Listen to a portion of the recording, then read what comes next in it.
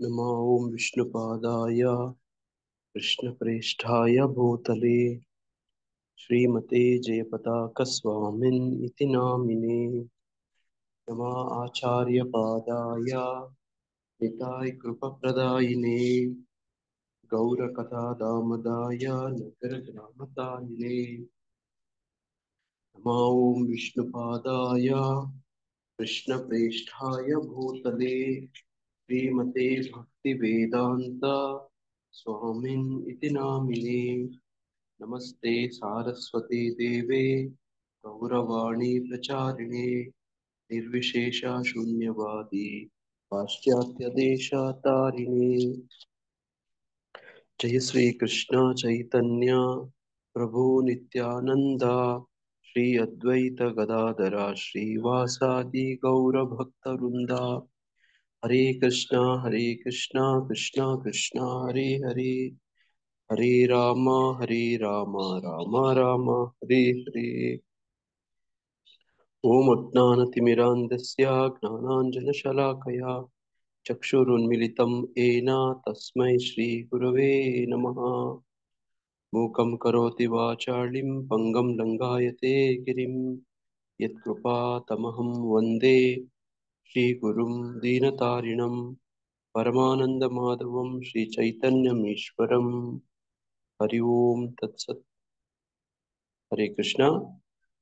ಎಲ್ಲರಿಗೂ ಈ ದಿನದ ಗೀತಾರ್ಥ ಸ್ವಾರಸ್ಯ ಕಾರ್ಯಕ್ರಮಕ್ಕೆ ಮತ್ತೊಮ್ಮೆ ಸುಸ್ವಾಗತ. ಈ ದಿನ ನಾವು ಭಗವದ್ಗೀತೆ ಸ್ವರೂಪದ 15ನೇ ಅಧ್ಯಾಯದ 2ನೇ ಶ್ಲೋಕವನ್ನು ಅಧ್ಯಯನ ಮಾಡ್ತಿದ್ರಿ.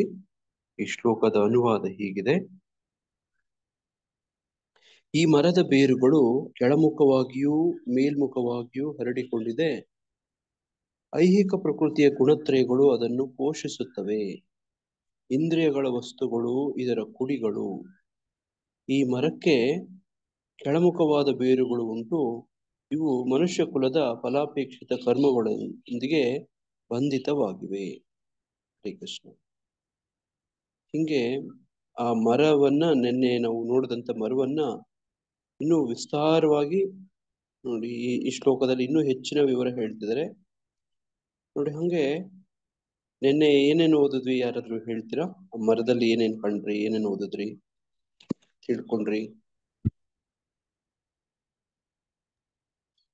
ಬೇರುಗಳು, ಎಲೆಗಳು, ಬೇರಿನ ಮೇಲೆ ಬ್ರಹ್ಮ ಕೂತ್ಕೊಂಡಿದ್ದಾರೆ, ಬ್ರಹ್ಮಲೋಕ ಮೇಲೆ ಇದೆ. ಮತ್ತೆ ಕೆಳಗಡೆಯಲ್ಲಿ ಪ್ರಾಣಿ ಜಾತಿಗಳು, ಮನುಷ್ಯರು, ಮತ್ತೆ ಅವ್ರವ್ರ ಫಲಗಳು, ಅದ್ರ ಬಗ್ಗೆ ಫಲಕ್ಕೆ ಹೋಲಿಸಿದ್ದಾರೆ ಅದನ್ನ ಅಂತ ನೋಡಿದ್ವಿ. ಓಕೆ, ಆಮೇಲೆ ಎಲೆಗಳಲ್ಲಿ ವೇದಗಳು ಇರುತ್ತೆ ಅಂತ. ಎಲೆಗಳನ್ನು ವೇದಗಳಿಗೆ ಹೋಲಿಸಿದ್ರು. ಆಮೇಲೆ ಮಾತಾಜಿ ಮರದ ಹಣ್ಣುಗಳು ಕಾಮ, ಅಂದ್ರೆ ಹಣ್ಣುಗಳು ನಾವೀಗ ಆ ಒಂದು ಹಣ್ಣುಗಳನ್ನು ಕಾಮಕ್ಕೆ ಹೋಲಿಸಲಾಗಿದೆ. ಮತ್ತೆ ಮರದ ತೀರ ಕೆಳಗಡೆ ಪ್ರಾಣಿಗಳು, ಕೀಟಗಳು. ಈ ಮರವನ್ನು ಮೂಲ ಬೇರಿನಿಂದ ಕಿತ್ತು ಹಾಕ್ಬೇಕಂತ ಹೇಳಿ ತಿಳಿಸಿದ್ರಿ. ಅಂದ್ರೆ ಈ ಮರದಲ್ಲಿ ಅನೇಕ ಒಂದು ಪಾಯಸ್ ಆಕ್ಟಿವಿಟೀಸ್, ಸೆನ್ಸ್ ಆಬ್ಜೆಕ್ಟಿವ್ಸ್, ಮತ್ತೆ ಕೆಲವು ಇದು economic development, religious sense gratification, ಅದೆಲ್ಲ ನಾವು ನೋಡಿದ್ವಿ ಆ ಮರದಲ್ಲಿ. ಇದು ಮಾಯೆ, ಇದು ವೃಕ್ಷ ಒಂದು ಮಾಯೆಯ ತರ ಅಂತ ಹೇಳಿ ತಿಳ್ಕೊಂಡ್ವಿ ಪ್ರಭುಜಿ. ಹರೇ ಕೃಷ್ಣ. ಇದೊಂದು ಪ್ರತಿಬಿಂಬ ಅಂತ ನೋಡಿ ಮಾತಾಜರು ಹೇಳ್ತಿದ್ದಾರೆ. ಮೂಲ ವೃಕ್ಷ ಒಂದಿದೆ, ಅದು ಆಧ್ಯಾತ್ಮಿಕ ಲೋಕದಲ್ಲಿ. ಅಲ್ಲಿ ರಾಧಾಕೃಷ್ಣ ಇದ್ದಾರೆ, ಆ ಫೋಟೋದಲ್ಲಿ ನೋಡಿದ್ವಿ ನಿನ್ನೆ. ಬ್ರಹ್ಮದ ಇದ್ರ ಮೇಲೆ ಇರೋದು ರಾಧಾಕೃಷ್ಣ ತೋರಿಸಿದ್ರಿ. ಅದಕ್ಕಿಂತಲೂ ಅದ ಮೇಲೆ ಮೂಲ ವೃಕ್ಷ ಇದೆ, ಅದರ ಪ್ರತಿಬಿಂಬ ಇದೆ ನೋಡಿ. ಪ್ರತಿಬಿಂಬ ನೋಡಿ, ಯಾವುದು ಅಲ್ಲಿ ಆಧ್ಯಾತ್ಮಿಕ ಲೋಕದಲ್ಲಿ ನೋಡಿ ಬೇರು ಬಿಟ್ಕೊಂಡಿದೆಯೋ ಅದು ಕೆಳಗಡೆ ಇರುತ್ತೋ ನೋಡಿ, ಇಲ್ಲಿ ಅದರ ಬೇರು ಉಲ್ಟಾ ಇರುತ್ತೆ ನೋಡಿ. ಹಿಂಗೆ ವಿಚಿತ್ರ ಅಲ್ವಾ ನೋಡಿ. ಹಂಗೆ ನೋಡಿ ಅದೇ ಚಿತ್ರವನ್ನು ಇನ್ನೊಂದ್ಸತಿ ನೋಡ್ಕೊಂಡು ತಿಳ್ಕೊಳ್ಳುವಂತ ಪ್ರಯತ್ನ ಮಾಡೋಣ. ತುಂಬಾ ರೂಪಾದರ ಶ್ಲೋಕವನ್ನು ಏನ್ ಹೇಳಿದಾರೋ, ಭಾವಾರ್ಥದಲ್ಲಿ ಏನಿದೆಯೋ ಅದನ್ನ ಹಂಗೆ ಚಿತ್ರಣ ಮಾಡುವಂತ ಪ್ರಯತ್ನ ಮಾಡಿದ್ದಾರೆ ನೋಡಿ. ಚಿತ್ರಣ ನೋಡಿದ್ರೆ ಈ ಶ್ಲೋಕ ಭಾವಾರ್ಥ ಅರ್ಥ ಆಗ್ಬಿಡುತ್ತೆ ನೋಡಿ ಇದು ಕಲಾವಿದರು ಅಂತಂದ್ರೆ ನೋಡ್ರಿ ಹಿಂಗೆ ನೋಡ್ರಿ, ಇಲ್ಲಿ ತಾವು ಕಾಣ್ತಿದ್ದೀರಿ ನೋಡಿ ಅಲ್ವಾ. ಈಗ ಈ ಶ್ಲೋಕವನ್ನು ಇದನ್ನ ನೋಡ್ತಾ ನೋಡ್ತಾ ಅರ್ಥ ಮಾಡ್ಕೊಳ್ಳುವಂತ ಪ್ರಯತ್ನ ಮಾಡೋಣ. ಫೋಟೋ ಸ್ಪಷ್ಟವಾಗಿ ಕಾಣ್ತಿದ್ಯಾ? ಹೌದು ಪ್ರಭುಜಿ, ಕಾಣ್ತಾ ಇದೆ. ಕಾಣ್ತಾ ಇದೆ ಪ್ರಭು. ಕಾಣಿಸ್ತಾ ಇದೆ. ನೋಡಿ ಈ ಮರದ ಬೇರುಗಳು ಮುಖವಾಗಿವೆ. ನೋಡಿ ಈ ಮರದ ಬೇರಲ್ಲಿ ಎರಡು ಮುಖವಾಗೂ ಕೂಡ ಇದೆ. ಒಂದು ಬ್ರಹ್ಮನ್ ಕೂತಿರುವಂತ ಬೇರು ನೋಡಿ, ಇಲ್ಲಿ ಕಾಣುತ್ತೆ ನೋಡಿ. ಇಲ್ಲಿ ನೋಡಿ, ಇದು ನಮ್ಮ ಆಸೆಗಳು, ಡಿಸೈರ್ ಅಂತ ಬರ್ದಿದೆ ನೋಡಿ, ನಿಮ್ಗೆ ಕಾಣ್ತಾ ಇದೆ ನೋಡಿ. ಅದನ್ನ ಆ ಆಸೆಗಳನ್ನೆಲ್ಲ ದಾಟಿ ಹೋದ್ರೆ ನೋಡಿ ಮೇಲೆ ನೋಡಿ ಆಧ್ಯಾತ್ಮಿಕ ಲೋಕ ಇಲ್ಲಿ ಕಾಣ್ತಾ ಇದೆ. ರಾಧಾಕೃಷ್ಣ ಇದ್ದಾರೆ ನೋಡ್ರಿ, ಅಲ್ಲೂ ಒಂದು ಮರ ಇದೆ, ಅಲ್ಲೂ ಒಬ್ಬ ವ್ಯಕ್ತಿ ನೋಡಿ, ಪುರುಷ ಇದ್ದಾನೆ ನೋಡಿ. ಆ ಪುರುಷನ ಪ್ರತಿಬಿಂಬ ಈ ಕಡೆಗೆ ನೋಡಿ. ಇಲ್ಲಿ ಆ ಆಧ್ಯಾತ್ಮಿಕ ಲೋಕದ ಮರ ಇದೇನಿದೆಯೋ ಇಲ್ಲಿ ಕಾಣ್ತಾ ಇದೆಯೋ, ಆ ಮರದ ಇದು ನೀರು ನೋಡಿ, ಇಲ್ಲಿ ಕಾಣ್ತಾ ಇದೆ ನೋಡಿ ಪ್ರತಿಬಿಂಬ ನೋಡಿ. ನೀರೊಳಗಡೆ ಬೀಳ್ತಿರೋಂತ ಪ್ರಭುಪಾದರು ಇಲ್ಲಿ ಭಾವಾರ್ಥದಲ್ಲಿ ಇಲ್ಲಿ ಹೇಳ್ತಿದ್ರಲ್ವಾ, ನದಿ ಪಕ್ಕದಲ್ಲಿ ಇರುವಂತ ಒಂದು ಮರ ನೋಡಿ. ಈ ಮರ ನೋಡಿ, ಇಲ್ಲಿರೋ ಪುರುಷ ನೋಡಿ, ಇಲ್ಲಿರೋ ಪ್ರಾಣಿಗಳು ನೋಡಿ, ಇಲ್ಲೆಲ್ಲ ಪ್ರಾಣಿಗಳು ಇದಾವೆ ನೋಡಿ. ಅದರ ಪ್ರತಿಬಿಂಬ ಈ ನೀರು ಒಳಗಡೆ ಕಾಣ್ತಾ ಇದೆ. ನಿನ್ನೆ ನಾವು ಕಾಗೆ ಉದಾಹರಣೆ ನೋಡಿದ್ವಲ್ವಾ ನೋಡಿ, ಆ ರಾಜನ ನೋಡಿ ರಾಣಿಯ ಒಡವೆನ ಎತ್ಕೊಂಡ್ ಬಂದದ್ದು ಇದೆಲ್ಲ ಓದಿದ್ವಲ್ವಾ ನೋಡಿ. ಆ ಪ್ರಕಾರವಾಗಿ ಇದೇನಂದ್ರೆ ಇಲ್ಲಿ ಬೇರುಗಳು ನೋಡಿ ಕೆಳಮುಖವಾಗೂ ಕೂಡ ಇದಾವೆ, ಮೇಲ್ಮುಖವಾಗೂ ಕೂಡ ಇದಾವೆ. ಎರಡು ಕಡೆ ಬೆಳೀತಾ ಇರುವಂತದ್ದನ್ನು ನಾವು ಈ ಚಿತ್ರದಲ್ಲಿ ಕಾಣಬಹುದು ನೋಡಿ. ಅಲ್ಲಿ ನೋಡಿ ಈ ಜೀವಿಗಳಲ್ಲೆಲ್ಲ ಉನ್ನತನಾದವನು ಯಾರು, ಎಲ್ಲಿರ್ತಾನೆ ನೋಡಿ, ಅದನ್ನ ನಾವು ಇಲ್ಲಿ ಕಾಣ್ತಾ ಇದ್ದೇವೆ. ಬ್ರಹ್ಮ ಎಲ್ಲಾ ಜೀವಿಗಳಲ್ಲಿ ಅತ್ಯುನ್ನತವಾದವನು, ಮೊದಲನೇ ಸೃಷ್ಟಿ ಶ್ರೇಷ್ಠವಾದವನು ಅಲ್ಲಿ ನೋಡಿ. ಇಲ್ಲಿ ಈ ಭಾವಾರ್ಥದಲ್ಲೆಲ್ಲ ಪ್ರಭುಪಾದರು ಹೇಳ್ತಿದ್ದಾರೆ, ಕೆಳಭಾಗದಲ್ಲಿ ಮನುಷ್ಯರು, ಪ್ರಾಣಿಗಳು, ಕುದುರೆಗಳು, ಹಸುಗಳು, ನಾಯಿಗಳು, ಬೆಕ್ಕುಗಳು ಮೊದಲಾದ ಜೀವಿಗಳ ವಿವಿಧ ಅಭಿವ್ಯಕ್ತಿಗಳು ಇವೆ ನೋಡಿ.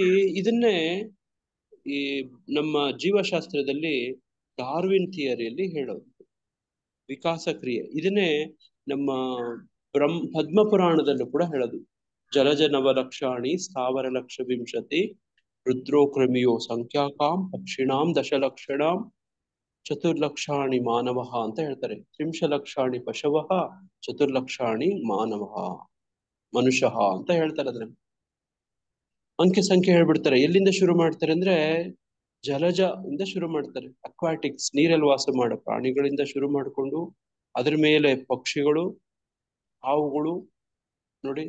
ಅದಕ್ಕಿಂತಲೂ ಮೊದಲು ಸ್ಥಾವರ ಲಕ್ಷವಿಂಶತಿ ಮರಗಳು, ಫಸ್ಟ್ ಜಲಚರಗಳು, ಆಮೇಲೆ ಮರಗಿಡಗಳು, ಆಮೇಲೆ ಕೀಟಗಳು ನೋಡಿ, ಹಾವುಗಳು ನೋಡಿ, ಅದ್ರ ಮೇಲೆ ಪಕ್ಷಿಗಳು, ಅದ್ರ ಮೇಲೆ 4 ಪ್ರಾಣಿಗಳ ನೋಡಿ, ದನಗಳು ನೋಡಿ, ಪ್ರಾಣಿಗಳು 4 ಕಾಲಿನ ಪ್ರಾಣಿಗಳು, ಅದ್ರ ಮೇಲೆ ಮನುಷ್ಯರು ನೋಡಿ. ಇಲ್ಲೂ ಕೂಡ ಅದೇ ತರನೇ ನೋಡ್ಬೋದು.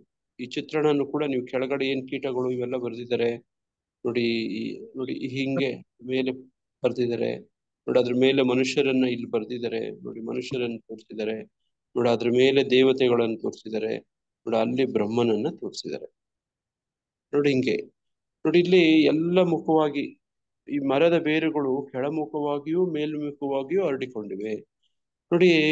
ಇದನ್ನ ಕೆಲವೊಂದು ಮರಗಳಲ್ಲಿ ನಾವು ಕಾಣ್ತೇವೆ, ಬೇರುಗಳು ಹೆಂಗೆಂಗೋ ಬರ್ತವೆ, ಎಲ್ಲೆಲ್ಲಿಂದನೋ. ಒಂದು ಬೇರು ಕಾಣೋದಿಲ್ಲ. ಆಲದ ಮರದಲ್ಲಿ ನೋಡಿರ್ತೀರಿ, ಆಲದ ಮರ ನೋಡಿರ್ತೀರಾ? ನೋಡಿರ್ತೀರಿ. ಹಾ ನೋಡಿ, ಇನ್ನೊಂದು ಕೆಲವು ಮರಗಳಿದಾವೆ ನೋಡಿ, ಆ ಮರಗಳ ಬೇರುಗಳಿಂದನೇ ನೋಡ್ರಿ, ಇದು ಮರದ ಬೇರು ನೋಡಿ. ಹಿಂಗಿದ್ರೆ ಸೈಡ್ ರೂಟ್ಗಳೆಲ್ಲ ಬರ್ತಿರ್ತವೆ ಹಿಂಗೆ ನೋಡಿರ್ತೀರಾ. ಈ ವಿಶೇಷವಾಗಿ ಮ್ಯಾಂಗ್ರೋವ್ ಫಾರೆಸ್ಟ್ ಅಂತ ಹೇಳ್ತಾರೆ. ಈ ಮ್ಯಾಂಗ್ರೋವ್ ಫಾರೆಸ್ಟ್ ಅಂದ್ರೆ ಮಲೆನಾಡು ಕಡೆ ಒಂದ್ ಮರಗಳು ಎಲ್ಲ ಇದ್ರೆ ನೋಡಿ, ಈ ತರದ್ ಒಂದ್ ಮರ ಇದ್ರೆ ಹಿಂಗೆಲ್ಲ ಬೇರುಗಳು ಎದ್ ನಿಂತಿರ್ತಾವ ಗೊತ್ತಾ, ಸಪೋರ್ಟ್ ಕೊಡೋದಕ್ಕೆ. ಕೆಲವು ಮೇಲ್ಮೇಲೆ ಹಿಂಗೆಲ್ಲ ಹೋಗಿರ್ತವೆ, ಎಲ್ಲೆಲ್ಲ ಹೋಗಿರ್ತವೆ ಬೇರುಗಳು. ವಿಚಿತ್ರ ತರತರದ ಬೇರುಗಳಿದಾವೆ ನೋಡಿ. ಆಲದ ಮರದ ಒಂದು ರೂಟ್, ರನ್ನರ್ಸ್ ಅಂತಾರೆ, ಸಕ್ಕರ್ಸ್ ಅಂತಾರೆ. ಬಾಳೆ ಗಿಡದಲ್ಲಿ ಬೇರುಗಳು ನೋಡಿದೀರಾ?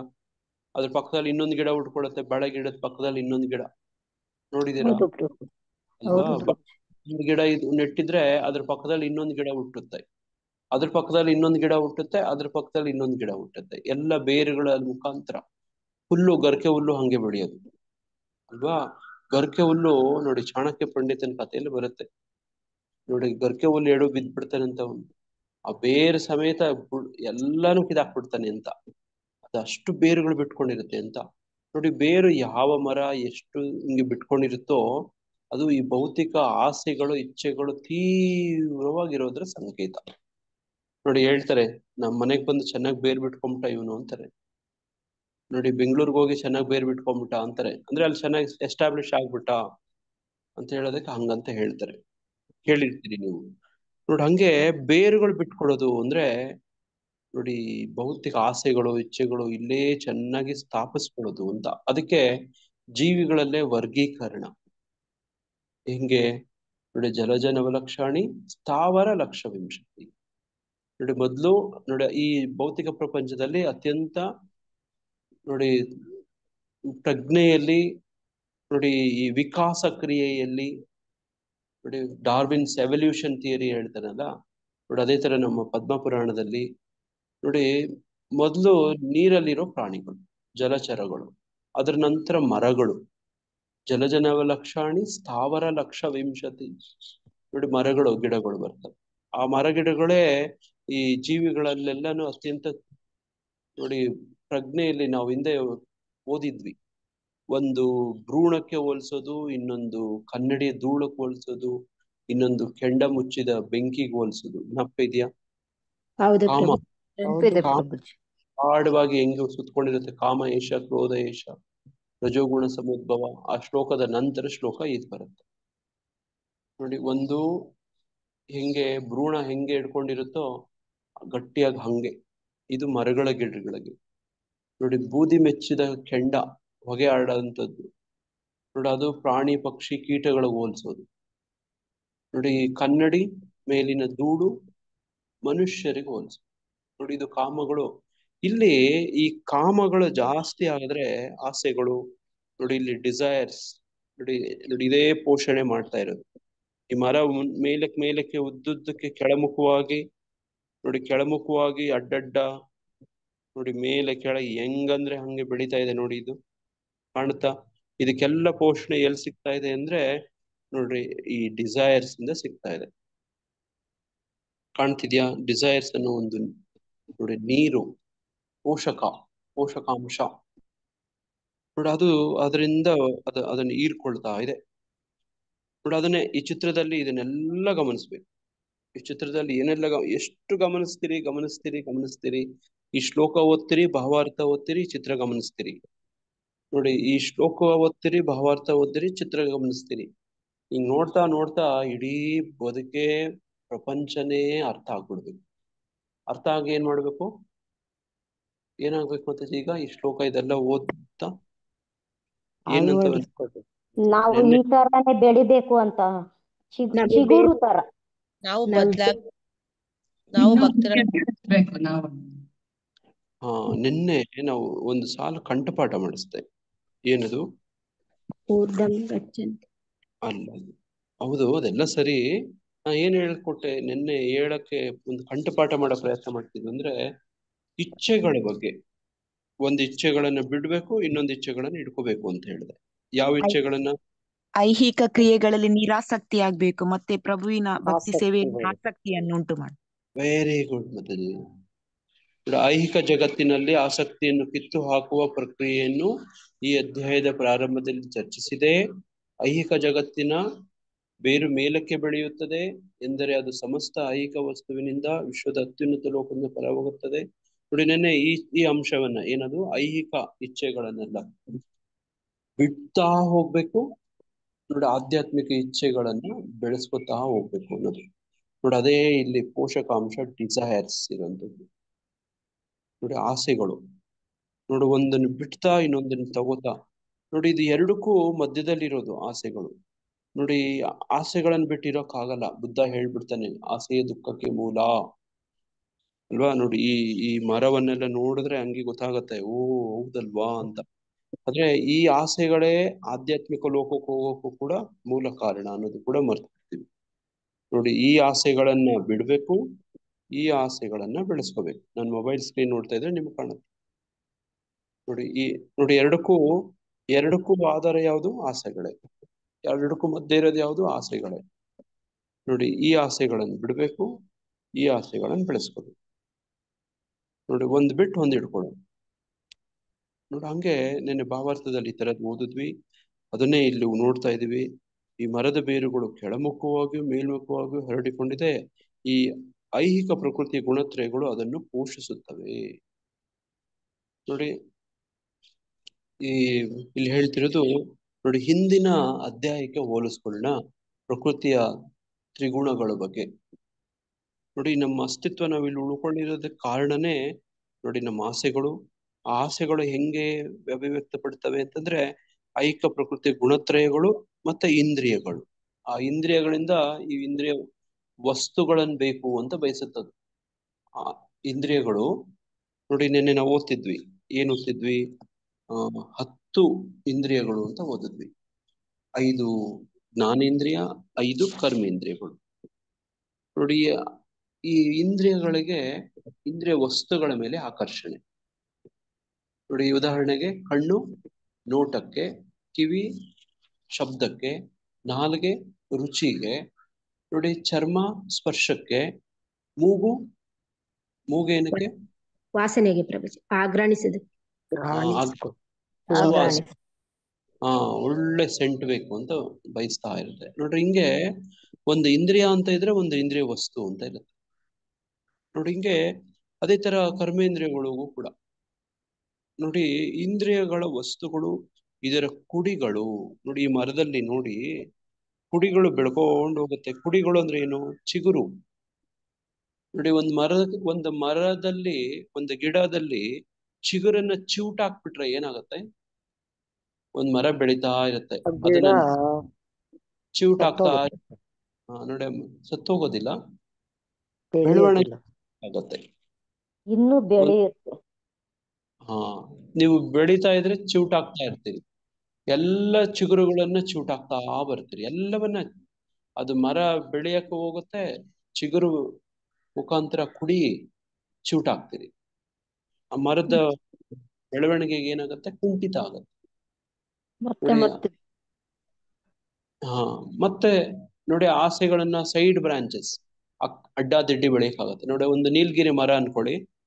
ನೀಲಗಿರಿ ಮರ ನೋಡಿರ್ತೀರಾ? ಉದ್ದಕ್ಕೆ ಹೆಂಗೆ ಮೇಲಕ್ಕೆ ಬೆಳ್ಕೊಂಡು ಹೋಗುತ್ತೆ ಅಲ್ವಾ? ಅದನ್ನ ಚಿಗುರು ಚಿವುಟಾಕಿ ಅದು ಉದ್ದಕ್ಕೆ ಬೆಳೆಯಲ್ಲ, ಅಡ್ಡ ಬೆಳೆಯಕ್ ಹೋಗುತ್ತೆ. ಈಗ ಅದನ್ನು ಚಿಗುರು ಚಿವುಟಾಕಿ ನೋಡಿ ಅದ್ರ ಬೆಳವಣಿಗೆನೆ ಕುಂಠಿತ. ನೋಡಿ, ಕೆಲವು ಬೋನ್ಸಾಯಿ ಮರಗಳು ಅಂತ ಇರ್ತವೆ, ಗೊತ್ತಾ? ಬೋನ್ಸಾಯಿ ಚಿಕ್ಕದಾಗಿ ಆಲದ ಮರ ಇಡುತ್ತೆ ನೋಡಿ, ಒಂದು ಮೊಣಕಾಲು ಉದ್ದದ ಆಲದ ಮರ ಇರುತ್ತೆ, ನೋಡಿರ್ತೀರಾ? ಕೆಲವು ಶೋಗಳಲ್ಲೆಲ್ಲ ಇಟ್ಕೊಂಡಿರ್ತಾರೆ, ಬೋನ್ಸಾಯಿ ಅಂತ ಹೇಳ್ತಾರೆ. ಹಂಗೆ ನೋಡಿ, ಇಂದ್ರಿಯಗಳ ವಸ್ತುಗಳು ಅದರ ಕುಡಿಗಳು. ಈಗ ಗೊತ್ತಾಗೋಯ್ತು, ಪೋಷಕ ಎಲ್ಲಿಂದ ಸಿಗುತ್ತೆ? ಗುಣತ್ರಯಗಳಿಂದ ಸಿಗುತ್ತೆ. ಯಾವುದು ಬೆಳೆಯುತ್ತೆ? ಇಂದ್ರಿಯ ವಸ್ತುಗಳು, ಕುಡಿಗಳು. ನೋಡಿ, ಈಗ ನಮ್ಗೆ ಏನಂದ್ರೆ ಇವೆಲ್ಲ ಐಡಿಯಾಗಳು. ನೋಡಿ, ಯಾವ್ದ್ರಿಂದ ಪೋಷಕಾಂಶ ಸಿಗುತ್ತೆ? ಗುಣತ್ರಯಗಳಿಂದ ಸಿಗುತ್ತೆ. ಈಗ ಗುಣತ್ರಯಗಳನ್ನ ಏನ್ ಮಾಡ್ಬೇಕು? ಮೀರ್ಬೇಕು. ಮೀರುವಂತ ಕ್ರಮ ಯಾವುದು? ನೋಡಿ, ತ್ರೈಗುಣ್ಯ ವಿಷಯ ವೇದ ನಿಸ್ತ್ರೈಗುಣ್ಯ ಭವಾರ್ಜುನ ನೋಡಿ ಹೇಳ್ಕೊಡುವಂಥದ್ದು. ಹೆಂಗೆ ಗುಣತ್ರಯಗಳನ್ನ ಮೀರೋದು? ಭಕ್ತಿ ಯೋಗಿನ ಸೇವತೆ. ನೋಡಿ, ನೋಡಿ ಹಿಂದಿನ ಅಧ್ಯಾಯದಲ್ಲಿ ಓದ್ತಾ ಬಂದ್ರೆ ಹೆಂಗೆ ಗುಣತ್ರಯಗಳನ್ನ ಮೀರೋದು ಅನ್ನುವಂಥದ್ದನ್ನೆಲ್ಲ ನಾವು ಹಿಂದೆ ಚರ್ಚೆ ಮಾಡಿದೀವಿ. ನೋಡಿ, ಹೆಂಗೆ ಭಕ್ತಿ ಯೋಗಿನ ಸೇವತೆ ಮಾಡಿಕೊಂಡು ಭಕ್ತಿ ಸೇವೆಯಲ್ಲಿ ನಿರತನಾಗಿ ಕೂಡಲೇ ಐಹಿಕ ಪ್ರಕೃತಿಯ ಗುಣಗಳನ್ನ ಮೀರುತ್ತಾನೆ. ಎಲ್ಲ ಸನ್ನಿವೇಶಗಳಲ್ಲೂ ಲೋಪ ಮಾಡದೆ ಸಂಪೂರ್ಣ ಭಕ್ತಿ ಸೇವೆಯಲ್ಲಿ ನಿರತನಾದವನು ಕೂಡಲೇ ಐಹಿಕ ಪ್ರಕೃತಿಯ ಗುಣಗಳನ್ನ ಮೀರುತ್ತಾನೆ. ಹೀಗೆ ಬ್ರಹ್ಮನಂತಕ್ಕೆ ಬರುತ್ತಾನೆ. ಆ ನಿರಾಕಾರ ಬ್ರಹ್ಮ ಈಗ ಬ್ರಹ್ಮನಂತಕ್ಕೆ ಬರ್ತಾನೆ ಅಂತ ಹೇಳಿದ್ರಲ್ಲ, ನಿರಾಕಾರ ಬ್ರಹ್ಮನಿಗೆ ಮೃತ್ಯುವಿಲ್ಲ, ಅವನು ಅವಿನಾಶಿ, ಶಾಶ್ವತ ಮತ್ತು ಪರಮಸುಖದ ಸಹಜ ಸ್ಥಿತಿ. ನೋಡಿ, ಇದು ಪರಮಸುಖ ಅಂದ್ರೆ ಬ್ರಹ್ಮಾನಂದ, ಬ್ರಹ್ಮನಲ್ಲಿ ಪರಮಸುಖವನ್ನ ಕಾಣೋದು, ಇಂದ್ರಿಯಗಳಲ್ಲ ಅಂತ ಇಲ್ಲಿ ಹೇಳ್ತಾ ಇರೋದು. ನೋಡಿ, ಇಂದ್ರಿಯಗಳು ನೋಡಿ ಗುಣತ್ರಯಗಳು ನೋಡಿ, ಅವುಗಳಲ್ಲಿ ಸುಖ ಅಲ್ಲ, ಅವುಗಳನ್ನ ಮೀರಿ ಭಕ್ತಿ ಸೇವೆ ಮಾಡೋದು, ಬ್ರಹ್ಮನ ಹಂತಕ್ಕೆ ಬರೋದು. ಆ ಬ್ರಹ್ಮನ ಹಂತಕ್ಕೆ ಬಂದವರು ನೋಡಿ, ಪರಮ ಸುಖದ ಸಹಜ ಸ್ಥಿತಿ ಅಂತ 27ನೇ ಶ್ಲೋಕದಲ್ಲಿ ಹೇಳಿದ್ರು. ಅದನ್ನೇ ಬ್ರಹ್ಮಾನಂದಂ ಅಂತ ಹೇಳ್ತಾರೆ. ನೀವು ಕೇಳಿದಿರಲ್ಲ ಬ್ರಹ್ಮಾನಂದ ಅಂತ ಕೇಳಿದೀರಾ? ನಾನು ಫೋಟೋದಲ್ಲೆಲ್ಲ ಕೆಲವು ತೋರಿಸಿದೆ, ಕಣ್ಣೀರೆಲ್ಲ ಬರ್ತಾ ಇರುತ್ತೆ ಅವ್ರಿಗೆ ಬ್ರಹ್ಮಾನಂದದಲ್ಲಿದ್ದವ್ರು. ನೋಡಿದ್ರ ಫೋಟೋ ಜ್ಞಾಪಕ ಹೌದು ಇದೆಯಾ ಪ್ರಭು. ನಿಮ್ಗೆ? ಇದೆ ಕಣ್ಣೀರ್ ಪ್ರಭುಜಿ. ಬ್ರಹ್ಮಾನಂದದಲ್ಲಿ. ನೋಡಿ, ಹಂಗೆ ಇವ್ರೇನ್ ಮಾಡ್ತಾರೆ ಇಲ್ಲಿ, ಗುಣತ್ರಯಗಳು ನೋಡಿ ಈ ಮರವನ್ನ ಪೋಷಿಸುತ್ತೆ. ಪೋಷಿಸಿದಾಗ ಬೆಳೆಯೋದು ಯಾವುದು? ಚಿಗುರು. ಒಂದು ಮರದಲ್ಲಿ ಚಿಗುರು, ಕುಡಿ ಇದು ಬೆಳೀತಾ ಹೋಗುತ್ತೆ. ಈಗ 2 ಕೆಲಸ ಆಗ್ಬೇಕು ನೋಡಿ. ಗುಣತ್ರಯಗಳನ್ನ ಮೀರಬೇಕು. ಗುಣತ್ರಯಗಳನ್ನ ಮೀರೋದು ಅಂದ್ರೆ ನೋಡಿ ಭಕ್ತಿ ಸೇವೆಯಲ್ಲಿ ತೊಡಗೋದು. ಭಕ್ತಿ ಸೇವೆಯಲ್ಲಿ ತೊಡಗೋದು ಅಂದ್ರೆ ಏನು? ಆಧ್ಯಾತ್ಮಿಕ ಆಸೆಗಳನ್ನ ಇಟ್ಕೊಳ್ಳೋದು. ನೋಡಿ ನೋಡಿ ಹಂಗೆ ಅದನ್ನೇ ಮೀರೋದು. ಈಗ ಅರ್ಜುನನ್ಗೆ ಭಗವದ್ಗೀತೆ ಮೊದಲು ಅವನು ನೋಡಿ ತನ್ನ ಬಗ್ಗೆ, ತನ್ನ ಕುಟುಂಬದವ್ರ ಬಗ್ಗೆ ನೋಡಿ ತುಂಬಾ ಯೋಚನೆ ಮಾಡ್ತಿದ್ದ. ನೋಡಿ ಅವ್ರು ಹಿಂಗಾಗ್ತಾರೆ ಆ ಒಂದು ಹಂತದಲ್ಲಿದ್ದ. ನೋಡಿ ಅವನು ತುಂಬಾ ಗೊಂದಲಕ್ಕೊಳಗಾದ. ನೋಡಿ ಅವನಿಗೆ ಆಸೆನೇ ಕೂಡ ಆಸೆ ಬಿಟ್ಟ. ಯುದ್ಧ ಬೇಡ ನನ್ಗೆ, ನಾನು ಕಾಡಿಗೆ ಹೋಗ್ತೀನಿ. ನೋಡಿ ನನ್ಗೆ ಯುದ್ಧ, ಅವ್ರು ನಮ್ಮನ್ನು ಕೊಂದ್ಬಿಟ್ರೇನು ಪರವಾಗಿಲ್ಲ. ನೋಡಿ ಈ ಪ್ರಯತ್ನದಲ್ಲಿದ್ದ. ನೋಡಿ ಕೃಷ್ಣ ಹೇಳ್ತಾನೆ ನೋಡಿ, ಆಮೇಲೆ ಬುದ್ಧಿ ಹೇಳೋದು 2ನೇ ಅಧ್ಯಾಯದಲ್ಲಿ. ನೋಡಿ ಆತನಿಗೆ ನೋಡಿ ಗೆದ್ರೆ ನೋಡಿ ಅರ್ಜುನನ್ಗೆ ನೇರವಾಗಿ ಹೇಳ್ತಾನೆ, ರಾಜ್ಯ ಲಕ್ಷ್ಮಿ ಪಡ್ಕೋತೀಯಾ, ಸೋತ್ರೆ ವೀರ ಸ್ವರ್ಗ. ನೋಡಿ ಹಿಂಗಿದೆ, ಇದು ಆಸೆಗಳು. ಒಳ್ಳೆ ಕಡೆ ಆಸೆಗಳು. ನೋಡಿ ಆತನ ಹಂಗೆಯೇ ಭಗವದ್ಗೀತೆ ಮುಗಿದಾಗ ಎಲ್ಲಿಗೆ ಬರುತ್ತೆ ಅಂದ್ರೆ, ಭಗವಂತನಿಗೆ ಹೇಳ್ದಂಗೆ ಕೇಳೋದು, ಭಗವಂತನ ಹೇಳ್ದಂಗೆ ನಡ್ಕೊಳ್ಳೋದೆ ಆತನ ಬದುಕಿನ ಉದ್ದೇಶ. ಆಸೆ ಆಗತ್ತೆ ನೋಡಿ. ಆತನಿಗೋಸ್ಕರ ಯುದ್ಧ ಮಾಡೋದು ಆಸೆ. ಕೃಷ್ಣನ ಸಂತೃಪ್ತಿಗೆ ನೋಡಿ ಆತನ ಯುದ್ಧ ಮಾಡ್ಬೇಕು, ಅದು ಈಗ ಆಸೆ. ನೋಡಿ ಹಂಗೆ ಆಸೆ ಬದಲಾಗೋಯ್ತು. ನೋಡಿ ಅವನ ಇಂದ್ರಿಯಗಳ ಸೇವೆ ಒಂದು ತೊಡಗುವಂಥದ್ದು ಇದೆಯಲ್ಲ, ಅದು ಕೂಡ ಋಷಿಕೇಶ ಸೇವನಂ ಆಗ್ಬಿಡ್ತು. ನೋಡಿ ಅವನಿಗೆ ಪರಿಪೂರ್ಣತೆ ಸಿಕ್ಬಿಡ್ತು. ಇಂದ್ರಿಯಗಳ ವಸ್ತುಗಳು ಇದರ ಕುಡಿಗಳು. ಈ ಮರಕ್ಕೆ ಕೆಳಮುಖವಾದ ಬೇರುಗಳು ಉಂಟು. ಇಲ್ಲಿ ಕಾಣ್ತಾ ಇದೆ ನಿಮಗೆ, ಕೆಳಮುಖವಾದ ಬೇರುಗಳು ಉಂಟು. ನೋಡಿ ಮರದ ಬೇರುಗಳು ಮೇಲ್ಮುಖವಾಗಿ ಕೂಡ ಹರಡಿಕೊಂಡಿದ್ದಾವೆ. ಈ ಮರಕ್ಕೆ ಕೆಳಮುಖವಾದ ಬೇರುಗಳು ಉಂಟು. ಇವು ಮನುಷ್ಯ ಕುಲದ ಫಲಾಪೇಕ್ಷಿತ ಕರ್ಮಗಳೊಂದಿಗೆ ಬಂಧಿತವಾಗಿವೆ. ನೋಡಿ ಈ ಮಾತು ಬಹಳ ಮುಖ್ಯ. ಏನದು? ಮನುಷ್ಯ ಕುಲದ ಫಲಾಪೇಕ್ಷಿತ ಕರ್ಮಗಳೊಂದಿಗೆ ಬಂಧಿತವಾಗಿದೆ. ಈ ಕರ್ಮ ತತ್ವವನ್ನು ತಗೊಂಡೋದ್ರೆ ತುಂಬಾ ಕ್ಲಿಷ್ಟ ಅಂದ್ರೆ ಅಷ್ಟು ಸರಳ ಅಲ್ಲ ಬಿಡಿಸೋದು. ಗಂಟು ಅಂತ ಹೇಳೋದು, ಕಗ್ಗಂಟು. ನೋಡಿ ಇದು ಬೆಳಿತಾನೆ ಹೋಗುತ್ತೆ. ಈಗ ನಾವು ಇವತ್ತು ಬೆಳಗ್ಗೆ ಎದ್ದಿದೀವಲ್ವಾ, ಇವಾಗ ಏನ್ ಮಾಡ್ತೀವಿ ಅಂದ್ರೆ ಕರ್ಮ ಮಾಡ್ತೀವಿ. ನೋಡಿ ನಮಗೂ ಆಸೆಗಳಿದಾವೆ. ಆಸೆಗಳ ಪ್ರಕಾರ ನೋಡಿ ನಮ್ಮ ಐಹಿಕ ಪ್ರಕೃತಿಯ ಗುಣತ್ರಯಗಳು ನಮ್ಮನ್ನು ಪೋಷಿಸ್ತವೆ. ನಮ್ಮ ಇಂದ್ರಿಯ ವಸ್ತುಗಳು ನೋಡಿ ಆ ಕುಡಿಗಳಾಗಿ ಬೆಳಿತವೆ. ನೋಡಿ ಇವತ್ತು ಬೆಳಗ್ಗೆ ಆಗೋ ಕತೆ ಹೇಳ್ತಾ ಇದ್ದೀನಿ ನಾನು. ಇವತ್ತು ದಿನ ಏನಾಗ್ತೀವಂತ ಹೇಳ್ತಾ ಇದ್ದೀನಿ, ಭವಿಷ್ಯ ಹೇಳ್ತಾ ಇದ್ದೀನಿ. ಈ ಮರಕ್ಕೆ ಕೆಳಮುಖವಾದ ಬೇರುಗಳು ಉಂಟು. ಮನುಷ್ಯ ಕುಲದ ಫಲಾಪೇಕ್ಷಿತ ಕರ್ಮಗಳೊಂದಿಗೆ ಬಂಧ ಆಗ್ತೀವಿ. ಇವತ್ತು ನಾವಿನ್ನೂ ಜಾಸ್ತಿ ಕರ್ಮ ಬೆಳೆಸ್ಕೋತೀವಿ, ಹೌದಾ? ಇವತ್ ಬೆಳಗ್ಗೆ ನಾನು ಏನ್ ಎದ್ದಿರೋದು? ಕರ್ಮ ಮಾಡಕ್ಕೆ ಅಲ್ವಾ? ಕರ್ಮ ಮಾಡಕ್ಕೆ ಹೆಚ್ಚು ಮಾಡ್ತೀನಿ ಕರ್ಮ, ಇನ್ನೂ ಸಿಕ್ಕಾಕೊಂತೀನಿ. ನೋಡಿ ಇವತ್ತ ಎದ್ದು ಈ ಬೆಳಗ್ಗೆಯಿಂದ ರಾತ್ರಿವರೆಗೂ ಏನೇನ್ ಮಾಡ್ತಿರೋ ಗೊತ್ತಿಲ್ಲ ನನ್ಗೆ. ಬಟ್ ಕರ್ಮ ಮಾಡ್ಸುತ್ತೆ. ಏನ್ ಮಾಡ್ಸುತ್ತೆ? ಐಹಿಕ ತ್ರಿಗುಣಗಳು ಮಾಡ್ಸುತ್ತೆ. ನೋಡಿ ನನ್ನ ಆಸೆಗಳು ಮಾಡ್ಸುತ್ತೆ, ಕರ್ಮಗಳನ್ನ ಮಾಡ್ಸುತ್ತೆ. ನೋಡಿ ಅದಕ್ಕೆ ಬುದ್ಧ ದೇವ ಹೇಳೋದು, ಆಸೆಯ ದುಃಖಕ್ಕೆ ಮೂಲ, ಆಸೆ ಪಡ್ಬೇಡಿ ಸುಮ್ನೆ ಇರ್ರಿ ಅಂತ. ಹಂಗ ಆಗೋದಿಲ್ಲ ಅಲ್ವಾ?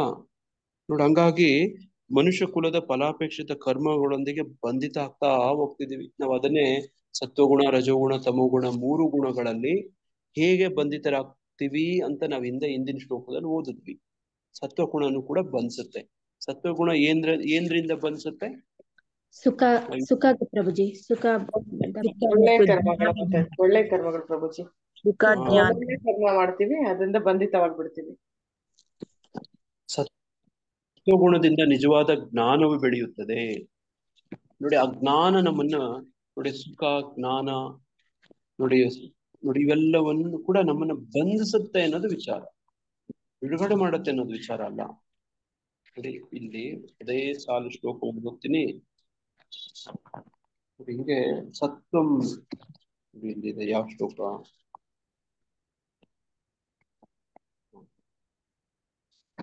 ನೋಡಿ 6ನೇ ಶ್ಲೋಕ ಪ್ರಭುಜಿ. 6ನೇ ಶ್ಲೋಕ, ಹೌದು. ಮತ್ತೆ ನೋಡಿ ಸಾತ್ವಿಕ ಗುಣವು ಇತರ ಗುಣಗಳಿಗಿಂತ ನಿರ್ಮಲವಾದದ್ದು, ಆ ಕಾರಣದಿಂದ ಅದು ಪ್ರಕಾಶಮಾನವಾದದ್ದು. ನೋಡಿ ಪ್ರಕಾಶಮಾನವಾದದ್ದು ಬಂಧಿಸುತ್ತಾ ಅದು ಮನುಷ್ಯನನ್ನು ಎಲ್ಲ ಪಾಪಕರ ಪ್ರತಿಕ್ರಿಯೆಗಳಿಂದ ಬಿಡುಗಡೆ ಮಾಡುತ್ತದೆ. ಈ ಗುಣದಲ್ಲಿ ಸ್ಥಿರರಾದವರು ಸುಖ ಮತ್ತು ಜ್ಞಾನಗಳ ಪ್ರಕ್ರಿಯೆಯಿಂದ ಬದ್ಧರಾಗ್ತಾರೆ. ನೋಡಿ ಹೆಂಗಿದೆ ನೋಡಿ, ಜ್ಞಾನ ಮತ್ತೆ ಸುಖದಲ್ಲಿ ಬದ್ಧ ಆಗೋದು. ನೋಡಿ ಜನಗಳಿಗೆ ಇದೇ ಚೆನ್ನಾಗಿದೆ, ಇಲ್ಲೇ ಇದ್ಬಿಡೋಣ ಅನ್ಸುತ್ತೆ. ಎಲ್ಲಿ ನೋಡಿ ಮೇಲೆ ಮೇಲಿನ ಲೋಕಗಳಲ್ಲಿ ನೋಡಿ ನೋಡಿ ಇಂದ್ರನ್ ಲೋಕ, ನೋಡಿ ಬ್ರಹ್ಮಲೋಕ, ನೋಡಿ ತಪೋಲೋಕ, ಮಹರ್ಲೋಕ, ನೋಡಿ ಇವೆಲ್ಲ ಇದಾವಲ್ವಾ. ನೋಡಿ ಈ ಲೋಕಗಳಲ್ಲೇ ಮೇಲಿನ ಲೋಕಗಳು ಏನಿದಾವೆ ಸತ್ವಗುಣನೇ ಪ್ರಧಾನ ಆಗಿರುತ್ತೋ ಅಲ್ಲಿ ನೋಡಿ ಕೋಟ್ಯಾಂತರ ವರ್ಷಗಳು ಬದುಕಿರ್ತಾರೆ ಬ್ರಹ್ಮಲೋಕದಲ್ಲಿ ಜೀವಿಗಳು. ಇಲ್ಲೇ ಚೆನ್ನಾಗಿದೆಯಲ್ಲ, ಇಲ್ಲೇ ಇದ್ಬಿಡೋಣ ಅಂತ ಅನ್ಸುತ್ತೆ. ನೋಡಿ ನೋಡಿ ನಾವು ಎಲ್ಲೋ ಯಾರ ಮನೆಗೆ ಹೋಗಿರ್ತೀವಿ, ಅವ್ರ ಮನೆಯಲ್ಲಿ ಅನುಕೂಲಗಳು ಎಲ್ಲ ತುಂಬಾ ಚೆನ್ನಾಗಿರುತ್ತೆ, ನಮ್ಗೆ ಇಲ್ಲೇ ಇದ್ಬಿಟ್ರೆ ಎಷ್ಟ್ ಚೆನ್ನಾಗಿರತ್ತಲ್ಲ ಅಂತ ನೋಡ್ಬೇಕಾದ್ರೆ ಅನ್ಸಕ್ ಶುರು ಆಗತ್ತೆ. ನೀವೆಲ್ಲ ಹೋಗ್ತೀರಿ ನೋಡಿ, ಎಲ್ಲೋ ಇದ್ದದ್ದು ನಿಮ್ಗೆಲ್ಲ ಚೆನ್ನಾಗಿದೆ, ಸುಖವಾಗಿದೆ, ಸುರಕ್ಷಿತವಾಗಿದೆ ಸ್ಥಳ ಅನ್ಸುತ್ತೆ. ನೋಡಿ ನಮ್ ಬೆಂಗಳೂರು ನಗರ ಅಂದ್ರೆ ಹಂಗೆ, ಬಹಳಷ್ಟು ಜನ ಬರ್ತಾರೆ, ಎಲ್ಲೆಲ್ಲಿಂದನೋ ಬರ್ತಾರೆ. ಬೆಂಗಳೂರು ನಗರ ಸುರಕ್ಷಿತವಾಗಿದೆ, ನೋಡಿ ವಾತಾವರಣ ಎಲ್ಲಾನು ಬಹಳ ಅನುಕೂಲಕರವಾಗಿದೆ, ನೋಡಿ ಇಲ್ಲೇ ಇದ್ಬಿಡೋಣ ಅಂತ. ಇಲ್ಲೇ ಒಂದು ನೋಡಿ ಬಾಡಿಗೆ ಮನೆಗೆ ಬರೋದು, ಆಮೇಲೆ ಸೈಟ್ ತಗೊಳ್ಳೋದು, ನೋಡಿ ಆಮೇಲೆ ಇನ್ನೊಂದಷ್ಟು ಸೈಟ್ ತಗೊಳ್ಳೋದು, ಆಸ್ತಿ ತಗೊಳ್ಳೋದು, ನೋಡಿ ಇಲ್ಲೇ ಇದ್ಬಿಡೋಣ ಅನ್ಸುತ್ತಲ್ವಾ. ಸುಖ ಮತ್ತು ಜ್ಞಾನ ಬಂಧಿಸುತ್ತೆ. ಹಂಗೆ ಇದು ಮನುಷ್ಯ ಕುಲದ ಫಲಾಪೇಕ್ಷಿತ ಕರ್ಮಗಳೊಂದಿಗೆ ಬಂಧಿತ ಮಾಡುತ್ತೆ. ಇನ್ನ ತಮೋಗುಣ ಅಂತೂ ನಿಮ್ಗೆ 7-8ನೇ ಶ್ಲೋಕಗಳು ಓದಿದ್ರೆ ನಿಮ್ಗೆ ಇನ್ನೂ ಸ್ಪಷ್ಟ ಆಗುತ್ತೆ ಅಲ್ವಾ. ರಜೋಗುಣವು ಮಿತಿಯಿಲ್ಲದ ಆಸೆಗಳು ಮತ್ತು ಬಯಕೆಗಳಿಂದ ಹುಟ್ಟುತ್ತದೆ. ಇದರಿಂದ ದೇಹದಾರಿಯಾದ ಜೀವಿಯು ಐಹಿಕ ಕಾಮ್ಯ ಕರ್ಮಗಳಲ್ಲಿ ಸಿಕ್ಕಿಕೊಳ್ಳುತ್ತಾನೆ. ಆಸೆಗಳು, ಕಾಮ್ಯ ಕರ್ಮಗಳು, ನೋಡಿ ಬಯಕೆಗಳು, ಕಾಮ್ಯ ಕರ್ಮಗಳಲ್ಲಿ ಸಿಕ್ಕಿಕೊಳ್ತಾನೆ. ನೋಡಿ ಅದನ್ನ ಇವತ್ತು ನೋಡಿ ತಮೋಗುಣದವನ್ ಏನ್ ಮಾಡ್ತಾನೆ, ಅಜ್ಞಾನದಿಂದ ಹುಟ್ಟಿದ ತಮೋಗುಣವು ದೇಹದಾರಿಗಳಾದ ಎಲ್ಲ ಜೀವಿಗಳ ಭ್ರಮೆ. ಈ ಗುಣದ ಪರಿಣಾಮಗಳೆಂದರೆ ಹುಚ್ಚು, ಆಲಸ್ಯ ಮತ್ತು ನಿದ್ರೆ. ಇವು ಬದ್ಧ ಆತ್ಮವನ್ನ ಬಂಧಿಸುತ್ತದೆ.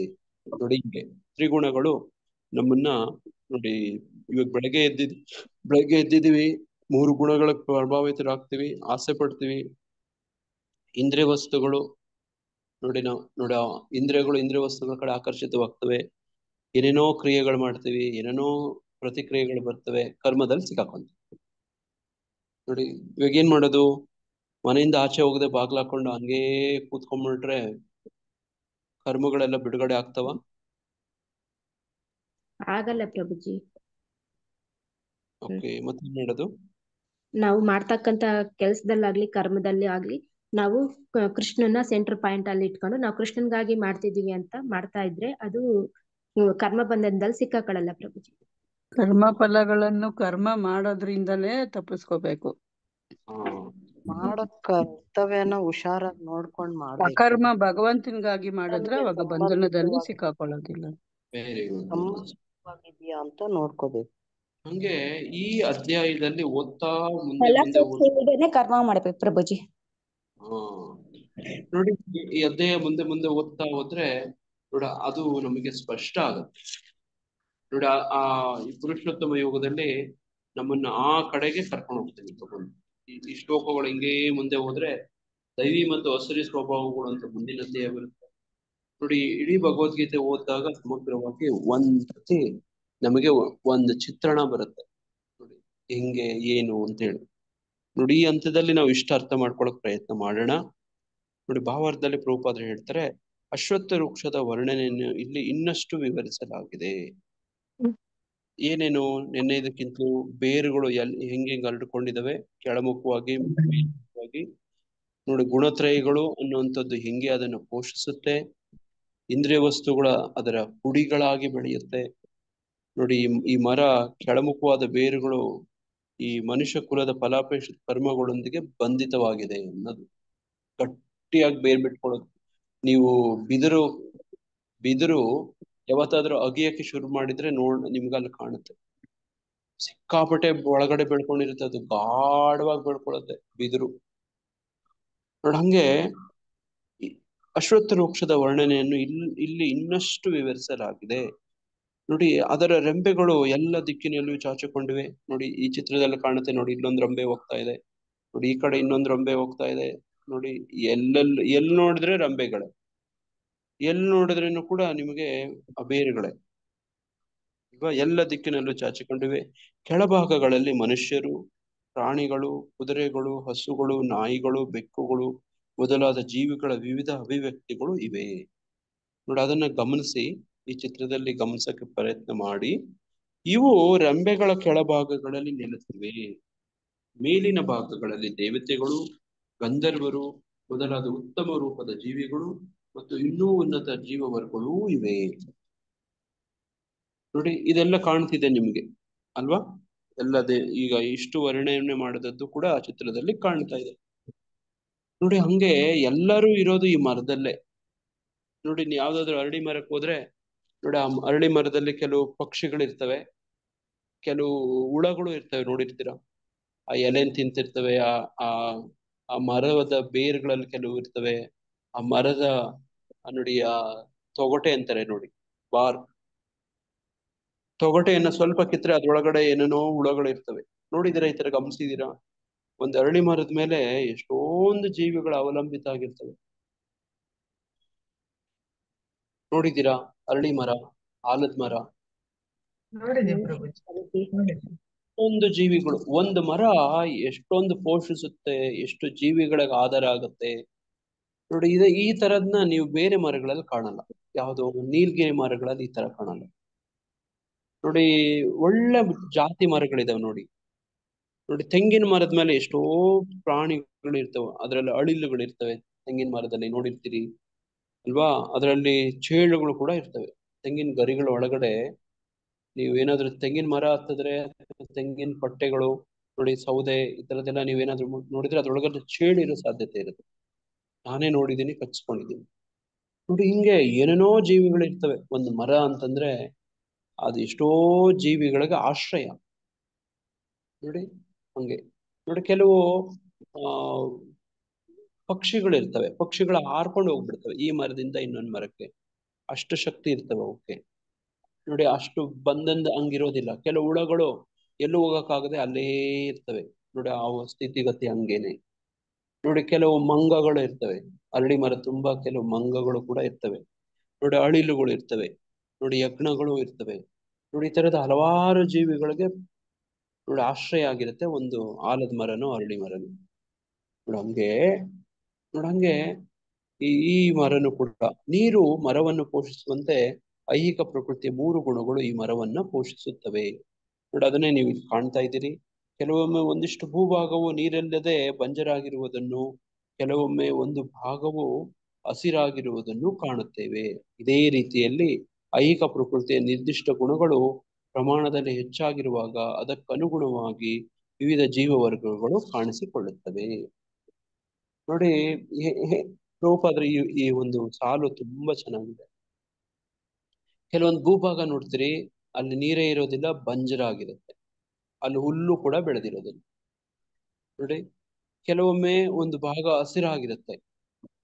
ನೋಡಿ, ಅದಕ್ಕೇನ್ ಬೇಕು? ಹಸಿರಾಗಿರ್ಬೇಕು ಅಂದ್ರೆ ಆ ಮಣ್ಣು ಪೋಷಕಯುತವಾಗಿರ್ಬೇಕು, ಫಲವತ್ತವಾಗಿರ್ಬೇಕು, ನೀರು ಬೇಕು. ನೋಡಿ, ಒಂದು ಕೆರೆ ಏನಾದ್ರೂ ಖಾಲಿ ಆಗ್ಬಿಟ್ರೆ ನೋಡಿ, ಅದು ಬಿರುಕು ಬಿಟ್ಕೊಂಡಿರುತ್ತೆ. ನೋಡಿರ್ತೀರಾ ಕೆರೆ ಹೆಂಗೆ ಒಣಗೋಗಿರುತ್ತೆ ಅಂತ. ಒಣಗೋಗಿ ಒಂಥರ ಕ್ರ್ಯಾಕ್ ಒಂದು ಹುಲ್ಲು ಕೂಡ ಬೆಳೆದಿರೋದಿಲ್ಲ. ಆ ತರ ಒಣಗೋದಾಗಿರುತ್ತೆ ಕೆರೆ. ನೋಡಿ, ಆ ಕೆರೆಯಲ್ಲಿ ನೀರು ಬಂದಾಗ ನೀರು ಇರುವಂತ ಒಂದು ಸಣ್ಣ ಭಾಗ ಇದ್ರೆ ಆ ಭಾಗ ಮಾತ್ರ ಹಚ್ಚ ಹಸಿರಿಗಿರುತ್ತೆ. ನೋಡಿ, ಹಂಗೆ ಒಂದು ಹುಲ್ಲು ಬೆಳಿಬೇಕು, ಒಂದು ಹಸಿರು ಬೆಳಿಬೇಕು ಅಂದ್ರೆ ಅದಕ್ಕೆ ಒಂದು ಪೋಷಕಾಂಶ, ನೀರಿನ ಅಂಶ ಬೇಕು. ನೋಡ ಅದನ್ನ ಇಲ್ಲಿ ಹೋಲಿಸ್ತಿದ್ದಾರೆ. ಕೆಲವೊಮ್ಮೆ ಒಂದು ಭಾಗವು ಹಸಿರಾಗಿರುವುದನ್ನು ಕಾಣುತ್ತೇವೆ. ಇದೇ ರೀತಿಯಲ್ಲಿ ಐಹಿಕ ಪ್ರಕೃತಿಯ ನಿರ್ದಿಷ್ಟ ಗುಣಗಳು ಪ್ರಮಾಣದಲ್ಲಿ ಹೆಚ್ಚಾಗಿರುವಾಗ ಅದಕ್ಕನುಗುಣವಾಗಿ ವಿವಿಧ ಜೀವ ವರ್ಗಗಳು ಕಾಣಿಸ್ಕೊಳ್ತವೆ. ನೋಡ ಜೀವ ವರ್ಗಗಳು ನೋಡ ಈ ತರ ಜೀವ ಮೂಲ ನೋಡಿ, ನೀರ್ ಬೇಕು ಅದಕ್ಕೆ. ನೋಡಿ, ನೀರಿದ್ರೇನೆ ಅಲ್ಲಿ ಹಸಿರು ಬೆಳೆಯೋದು. ಹಸಿರನ್ನು ತಿಂದೇ ಹುಳಗಳು ಬದುಕೋದು. ಆ ಹುಳಗಳನ್ನು ತಿಂದು ಈ ಕಪ್ಪೆಗಳು ನೋಡ, ಹಾವುಗಳು ಬದುಕೋದು. ಅವುಗಳನ್ನು ತಿನ್ನಕ್ಕೆ ತಿಂದು ಬದುಕಕ್ಕೆ ಇತರೆ ಪ್ರಾಣಿಗಳು, ಗೂಬೆಗಳು ನೋಡಿ, ಬೇರೆ ಬೇರೆ ಪ್ರಾಣಿಗಳು ನೋಡಿ, ಏನು ಹದ್ದುಗಳು, ಈ ತರದ್ದು ಇರುವಂತ ನೋಡಿ. ಹಿಂಗೆ ಚಕ್ರ, ಜೀವ ಚಕ್ರ ನೋಡಿ ನಡೆಯುತ್ತೆ. ನೋಡಿ, ಅದೆಲ್ಲವೂ ಎಲ್ಲಿ ಪೋಷಣೆ ಸಿಗುತ್ತೆ ಅಂದ್ರೆ ನೋಡಿ, ಇಲ್ಲಿ ಹೇಳ್ತಿದ್ರೆ ನೀರು ಅಂತ ಪ್ರಭುಪಾದರು ಹೇಳ್ತಿದ್ರೆ, ಈ ಮರದ ಕುಡಿಗಳು ಇಂದ್ರಿಯ ವಸ್ತುಗಳು ಎಂದು ಭಾವಿಸಲಾಗಿದೆ. ಬೇರೆ ಬೇರೆ ಪ್ರಕೃತಿಗಳ ಗುಣಗಳನ್ನು ಬೆಳೆಸಿಕೊಂಡಾಗ ನಾವು ಬೇರೆ ಬೇರೆ ಇಂದ್ರಿಯಗಳನ್ನು ಬೆಳೆಸಿಕೊಳ್ಳುತ್ತೇವೆ. ನೋಡಿ, ಹಿಂಗೆ ಇಂದ್ರಿಯಗಳು ಈ ಈ ಭೌತಿಕ ಪ್ರಪಂಚವನ್ನ ಭೋಗಿಸೋದಕ್ಕೆ ನಮಗೆ ಅನುಕೂಲ ಮಾಡಿಕೊಡ್ತವೆ. ನೋಡಿ, ಅದನ್ನ ನಾವು ಎಷ್ಟು ಬೆಳೆಸ್ತೀವಿ ಅಷ್ಟು ಬಲ ಆಗ್ತಾವ ಅವು. ರೂಪದ ಹೇಳ್ತಾರೆ, ಹಾವಿಗೆ ಹಾಲು ಇರೋದರೆ ಹೆಂಗೋ ಹಂಗೆ. ಹಾವಿಗೆ ಹೆಚ್ಚು ಹಾಲು ಕೊಟ್ರೆ ಏನಾಗುತ್ತೆ, ಹೆಚ್ಚು ವಿಷ ಕಾರುತ್ತೆ ಅಲ್ವಾ. ನೋಡಿ, ಬೈಬಲ್ ಅಲ್ಲಿ ಹೇಳ್ತಾರೆ, ನಮ್ಮಲ್ಲಿ 2 ನಾಯಿಗಳಿದಾವಂತೆ. ಎಂತ ನಾಯಿಗಳು ನಮ್ಮೊಳಗಡೆ?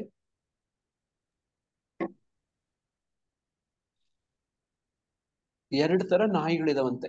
ಎಲ್ಲ ಮನುಷ್ಯರುಗಳಲ್ಲಿ 2 ತರ ನಾಯಿಗಳಿದಾವಂತೆ. ಬೈಬಲ್ ಅಲ್ಲಿ ಹೇಳ್ತಾರೆ. ಏನದು? ಒಂದು ನಿಯತ್ತಾಗಿರೋದು, ಇನ್ನೊಂದು ನಿಯತ್ತಿಲ್ಲ. ಹಾ, ಮತ್ತೆ ಇನ್ನೊಂದು ಉತ್ತಮವಾಗಿರುವಂತದ್ದು. ಒಂದು ಒಳ್ಳೆ ನಾಯಿ, ಇನ್ನೊಂದು ಕೆಟ್ಟ ನಾಯಿ. ನೋಡಿ, ಈಗ ನಾವೇನ್ ಮಾಡ್ಬೇಕು? ಯಾವ ನಾಯಿನ ಏನ್ ಮಾಡ್ಬೇಕು? ನಾವು ಒಳ್ಳೆ ನಾಯಿ ಸಹವಾಸ ಮಾಡ್ಬೇಕು, ಕೆಟ್ಟ ನಾಯಿನ ಹೊರಗಡೆ ಓಡಿಸ್ಬೇಕು. ಒಳ್ಳೆ ನಾಯಿಗೆ ಟ್ರೈನಿಂಗ್ ಪೋಷಣೆ ಮಾಡ್ಬೇಕು. ಒಳ್ಳೆ ನಾಯಿನ ಪೋಷಣೆ ಮಾಡ್ಬೇಕು, ಕೆಟ್ಟ ನಾಯಿನ ಯಾರ ಜೊತೆ ಇದ್ದು ಅದು ಒಳ್ಳೆ ನಾಯಿ ಆಗಿದೆ ಅಂತ ಯೋಚನೆ ಕೂಡ ಮಾಡ್ಬೇಕು. ನೋಡಿ, ಬೈಬಲ್ ಅಲ್ಲಿ ಹೇಳ್ತಾರೆ, ಈಗ ಮಾತಾಜಿಯವರು ಹೇಳಿದ್ರಲ್ಲ, ಒಳ್ಳೆ ನಾಯಿಗೆ ಊಟ ಹಾಕ್ಬೇಕಂತೆ, ಕೆಟ್ಟ ನಾಯಿಗೆ ಊಟನೇ ಹಾಕ್ಬಾರ್ದಂತೆ.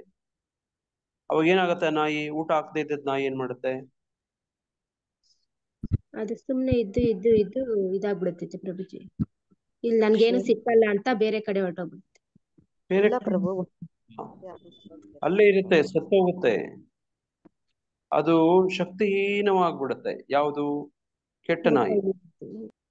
ಹಾ, ನೋಡಿ, ಯಾವ್ದು ಕೆಟ್ಟ ನಾಯಿ ಇರುತ್ತೋ ಅದು ನೋಡಿ, ಅದು ಸತ್ತು ಹೋಗೋದಿಲ್ಲ. ಅದು ಹಂಗೆ ಕೃಶ ಆಗ್ತಾ the concept of 2 dogs in Bible isn't about literal dogs but rather a symbolic representation of internal struggle. ನೋಡಿ, ಹಿಂಗೆ ಹೇಳ್ತಾರೆ, 2 ನಾಯಿಗಳಿದಾವೆ, ಒಳ್ಳೆ ನಾಯಿ ಮತ್ತೆ ಕೆಟ್ಟ ನಾಯಿ. ಒಳ್ಳೆ ನಾಯಿಗೆ ಪೋಷಣೆ ಕೊಡಿ, ಚೆನ್ನಾಗಿ ಪೋಷಣೆ ಕೊಡಿ. ಕೆಟ್ಟ ನಾಯಿಗೆ ಊಟನೇ ಹಾಕ್ಬಿಡಿ, ಅದು ಸೊರಗೋಗ್ಲಿ ಅಂತ, ತೆಪ್ಪಗೆ ಬಿದ್ಕೊಳ್ಳಿ ಅಂತ. ನೋಡಿ, ಈ ತರದ ಒಂದು ಕಾನ್ಸೆಪ್ಟ್ ಅವರಲ್ಲಿ. ನೋಡಿ, ಹಂಗೆ ಇಲ್ಲೂ ಕೂಡ ನೋಡಿ, ನಮ್ಮ ಇಂದ್ರಿಯಗಳು ಕೂಡ ನೋಡಿ, ಅದಕ್ಕೆ ಏಕಾದಶಿ ದಿನ ನೋಡಿ, ನಾವು ಉಪವಾಸ ಇದ್ರೆ ನಿಮ್ಗೆ ಅವತ್ತು ಅನುಭವ ಆಗಿರುತ್ತೆ. ನೋಡಿ, ಎಲ್ಲ ಇಂದ್ರಿಯಗಳು, ನೀವು ಕಣ್ಣು ಮುಂದೆ ಗುಲಾಬ್ ಜಾಮೂನು, ರಸಗುಲ್ಲ, ತಿರುಪತಿ ಲಡ್ಡು ಪ್ರಸಾದ ಇಟ್ರೇನು ಕೂಡ ತಿನ್ನಲ್ಲ ನಾವು. ನೋಡಿ, ತಿನ್ಬಾರ್ದು, ತಿನ್ನಲ್ಲ. ನೋಡಿ, ಇದರಿಂದ ಏನ್ ಕಲ್ತ್ಕೊತೀವಿ? ಏನ್ ಕಲ್ಸ್ಕೊಡುತ್ತೆ? ಇಂದ್ರಿಯ ನಿಗ್ರಹಗಳನ್ನ ಕಳಿಸ್ಕೊಡುತ್ತೆ. ನೋಡಿ, ಇಂದ್ರಿಯಗಳಿಗೆ ಬೇಕು ಬೇಕು ಬೇಕು ಅನ್ಸುತ್ತೆ, ಆದ್ರೆ ನಾವು ಅದಕ್ಕೆ ಆ ಡಿಮ್ಯಾಂಡ್ ಸಪ್ಲೈ ಮಾಡಲ್ಲ. ನೋಡಿ, ನಿಯಂತ್ರಣ. ನೋಡಿ, ಹಿಂಗೆ ಒಂದು ಟ್ರೈನಿಂಗ್, ಒಂದು ತರಬೇತಿ ಅಲ್ವಾ.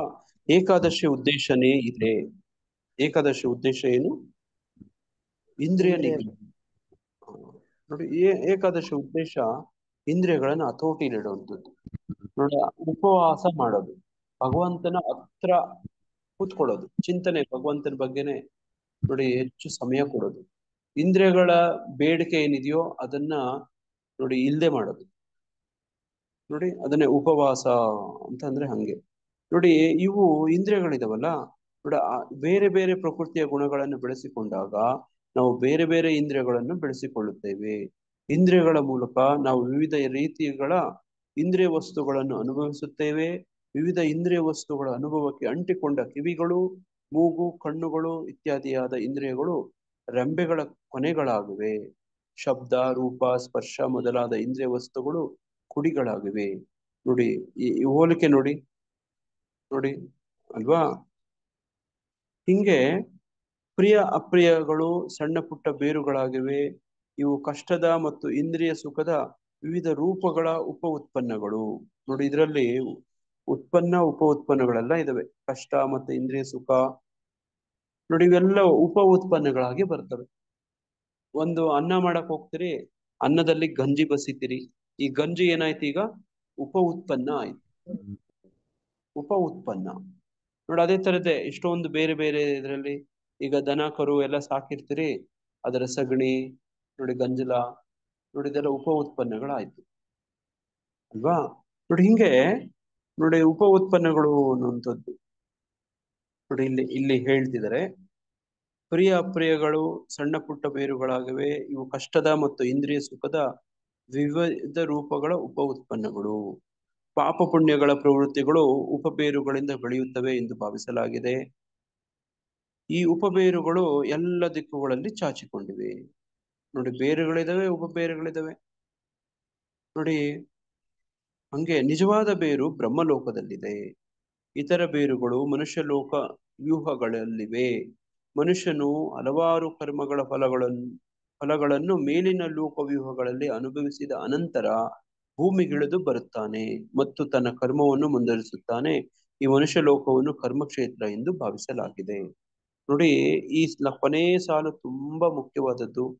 ವಿಶೇಷವಾಗಿ ನೋಡಿ, ಬ್ರಹ್ಮಲೋಕ ನೋಡಿ ಮತ್ತೆ ಭೂಲೋಕ, ಇವುಗಳಲ್ಲಿರೋ ವ್ಯತ್ಯಾಸವನ್ನ ನಮಗಿಲ್ಲಿ ಹೇಳ್ಕೊಡ್ತಾ ಇರೋದು. ನೋಡಿ ನಿಮ್ಗಿಲ್ಲಿ ಕಾಣ್ತಾ ಇದೆ. ಅದಕ್ಕೆ ಆ ಬ್ರಹ್ಮ ಭುವನಾಲೋಕ ಪುನರಾವರ್ತಿನೋ ಅರ್ಜುನ ಅಂತ ಕೃಷ್ಣ ಹೇಳೋದು. ನೋಡಿ, ಇದು ಸರ್ಕಸ್ ಹಿಂಗ್ ಸುತ್ತಾ ಇರ್ತೀವಿ. ನೋಡಿ ನೀವು ಅವತ್ತು ಜೈಂಟ್ ವೀಲ್ ಅಂತ ತೋರಿಸ್ದೆ, ಜ್ಞಾಪಕ ಇದೆಯಾ? ಸರ್ಕಸ್ ಗಳಲ್ಲಿ ಜೈಂಟ್ ವೀಲ್ ಅಂತ ಇರುತ್ತೆ. ಹೌದು, ನೋಡಿ, ಈ ತರ ಹಿಂಗ್ ಸುತ್ತಾ ಇರ್ತೀವಿ. ಈಗ ಇದು ನಮ್ಮ ಆಸೆಗಳು, ಬೇರೆ ಬೇರೆ ಆಸೆಗಳು ಪೂರೈಸ್ಕೊಂತ ಹೋಗ್ತೀವಿ. ನೋಡ್ರಿ, ಇಲ್ಲೆಲ್ಲ ನಿಮಗೆ ಕಾಣ್ತಾ ಇದೆ. ನೋಡಿ, ಧರ್ಮ, ಅರ್ಥ, ಕಾಮ, ಮೋಕ್ಷ. ನೋಡಿ, ಮೋಕ್ಷ ತನಕ ಇಲ್ಲಿ ಹೋಗ್ತೀರಿ, ಆದ್ರೆ ಇದು ಮುಂದೆ ತಪ್ಪಿಸ್ಕೊಂಡು ಭಗವದ್ಧಾಮಕ್ಕೆ ಹೋಗಲ್ಲ. ಬ್ರಹ್ಮನ್ ಸಾಯುಜ್ಯ ಮೋಕ್ಷವನ್ನ ಪಡ್ಕೋತೀರಿ, ಮತ್ತೆ ವಾಪಸ್ ಇಲ್ಲೇ ಬರ್ತೀರಿ, ಈ ಭೂಲೋಕಕ್ಕೆ ಪತನ ಆಗ್ತೀರಿ. ನೋಡಿ, ಇದರಲ್ಲೂ ಕೂಡ ನೋಡಿ ಒಂದು ಶ್ರೇಣೀಕರಣ ಅಂತ ಇದೆ, ಶ್ರೇಣಿ ವ್ಯವಸ್ಥೆ, ಹೈರಾರ್ಕಿ. ನೋಡಿ, ಬ್ರಹ್ಮ ಅತ್ಯಂತ ದೊಡ್ಡ ಉನ್ನತ ಜೀವಿ ಲೋಕ, ಅದ್ರ ಕೆಳಗಡೆ ಇರುವಂತ ಲೋಕಗಳೆಲ್ಲ ನಿಮ್ಗೆ ಕಾಣ್ತಾ ಇದೆ. ನೋಡಿ, ಇಂದ್ರ ಕಾಣಿಸ್ತಾ ಇದ್ದಾನೆ. ನೋಡಿ, ಮಹರ್ಲೋಕ, ತಪೋಲೋಕ, ಜನಲೋಕ ಅಂತೆಲ್ಲ ಅವುಗಳು ಮಧ್ಯದಲ್ಲಿದ್ದಾವೆ. ನೋಡಿ, ಕೆಳಗಡೆ ಹಂತಕ್ಕೆ ಬಂದ್ರೆ ತುಚ್ಛವಾದಂಥದ್ದು ಇದಾವೆ. ನೋಡಿ, ಇಲ್ಲಿ ಪ್ರಭುಪಾದರು ಹೇಳ್ತಿದ್ದಾರೆ, ಭೂಮಿಗಿಳಿಯೋದು ಅಂದ್ರೆ ಇದೇನದು? ಕರ್ಮ ಭೂಮಿ, ಕರ್ಮಕ್ಷೇತ್ರ. ನಾವು ಚರ್ಚೆ ಮಾಡಿದ್ವಿ ಇದ್ರ ಬಗ್ಗೆ, ನಿಮ್ಗೆ ಜ್ಞಾಪಕ ಇರಬಹುದು. ನೋಡಿ, ಭೂಲೋಕ ಇಲ್ಲಿ ಮಾತ್ರ ಹುಟ್ಟು ಸಾವು, ಪಾಪ ಪುಣ್ಯ, ಕರ್ಮಗಳಿದಾವೆ. ಮೇಲೆ ಬ್ರಹ್ಮಲೋಕದಲ್ಲಿ ಕರ್ಮ ಮಾಡಕ್ಕೆಲ್ಲನೂ ಅವಕಾಶ ಇಲ್ಲ. ಮತ್ತೇನಿದೆ ಅಲ್ಲಿ? ಮಜಾ ಮಾಡಕ್, ಎಂಜಾಯ್ಮೆಂಟ್, ಆ ಕರ್ಮದ ಫಲವನ್ನ ಅನುಭವಿಸಕ್ ಅವಕಾಶ. ನೋಡಿ, ಅಲ್ಲಿ ಎಷ್ಟು ದಿನವರೆಗೂ ಆ ಪುಣ್ಯ ಕರ್ಮ ನಮಗಿರುತ್ತೋ ಅಷ್ಟು ದಿನ ಅಲ್ಲಿ ಅನುಭವಿಸ್ಕೊಂಡು ಅಲ್ಲಿರ್ತೀವಿ. ಆ ಕ್ಷೀಣೆ ಪುಣ್ಯ ಮರ್ತ್ಯ ಲೋಕಂ ವಿಹಂತಿ. ನೋಡಿ, ಯಾರಾದ್ರೂ ಶ್ಲೋಕ ತೆಗೆದು ಹೇಳ್ಬೋದು. ನೋಡಿ, ಈ ಮನುಷ್ಯ ಏನ್ ಮಾಡ್ತಾನೆ, ಪುಣ್ಯ ಸಂಪಾದಿಸ್ಕೊಂಡು ಈ ಬೇರೆ ಬೇರೆ ಬೇರೆ ಲೋಕಗಳು ಇಲ್ಲಿ ಕಾಣ್ತಿದ್ದಾವಲ್ಲ, ಈ ಲೋಕಗಳಲ್ಲೆಲ್ಲ ಅನುಭವಿಸಿ ಆ ಪುಣ್ಯ ಎಲ್ಲಾನು ಕ್ಷೀಣ ಆಗೋಯ್ತು ಅಂದ್ರೆ ವಾಪಸ್ ಮರ್ತ್ಯ ಲೋಕಕ್ಕೆ ಬಿದ್ದು ಹೋಗ್ತಾನೆ. ಅದು ಹೆಂಗೆ ಬೀಳ್ತಾನೆ ಅನ್ನೋದು ಕೂಡ ವರ್ಣನೆ ಇದೆ. ನೋಡಿ, ಹೆಂಗೆ ಬಿದ್ದು ಮತ್ತೆ ಹೆಂಗೆ ಮತ್ತೆ ಇನ್ನೊಂದ್ಸತಿ ಜೀವ ಪಡ್ಕೋತಾನೆ ಇದೆಲ್ಲ ವರ್ಣನೆ ಇದೆ ನೋಡಿ. ಹರೇ ಕೃಷ್ಣ. ಯಾರಿಗಾದ್ರೂ ಏನಾದ್ರು ಪ್ರಶ್ನೆ ಇದೆಯಾ?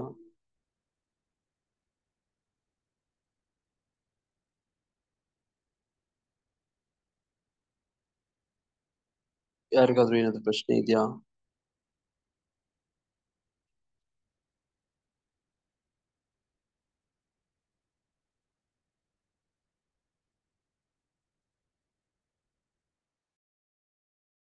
ಕೃಷ್ಣ.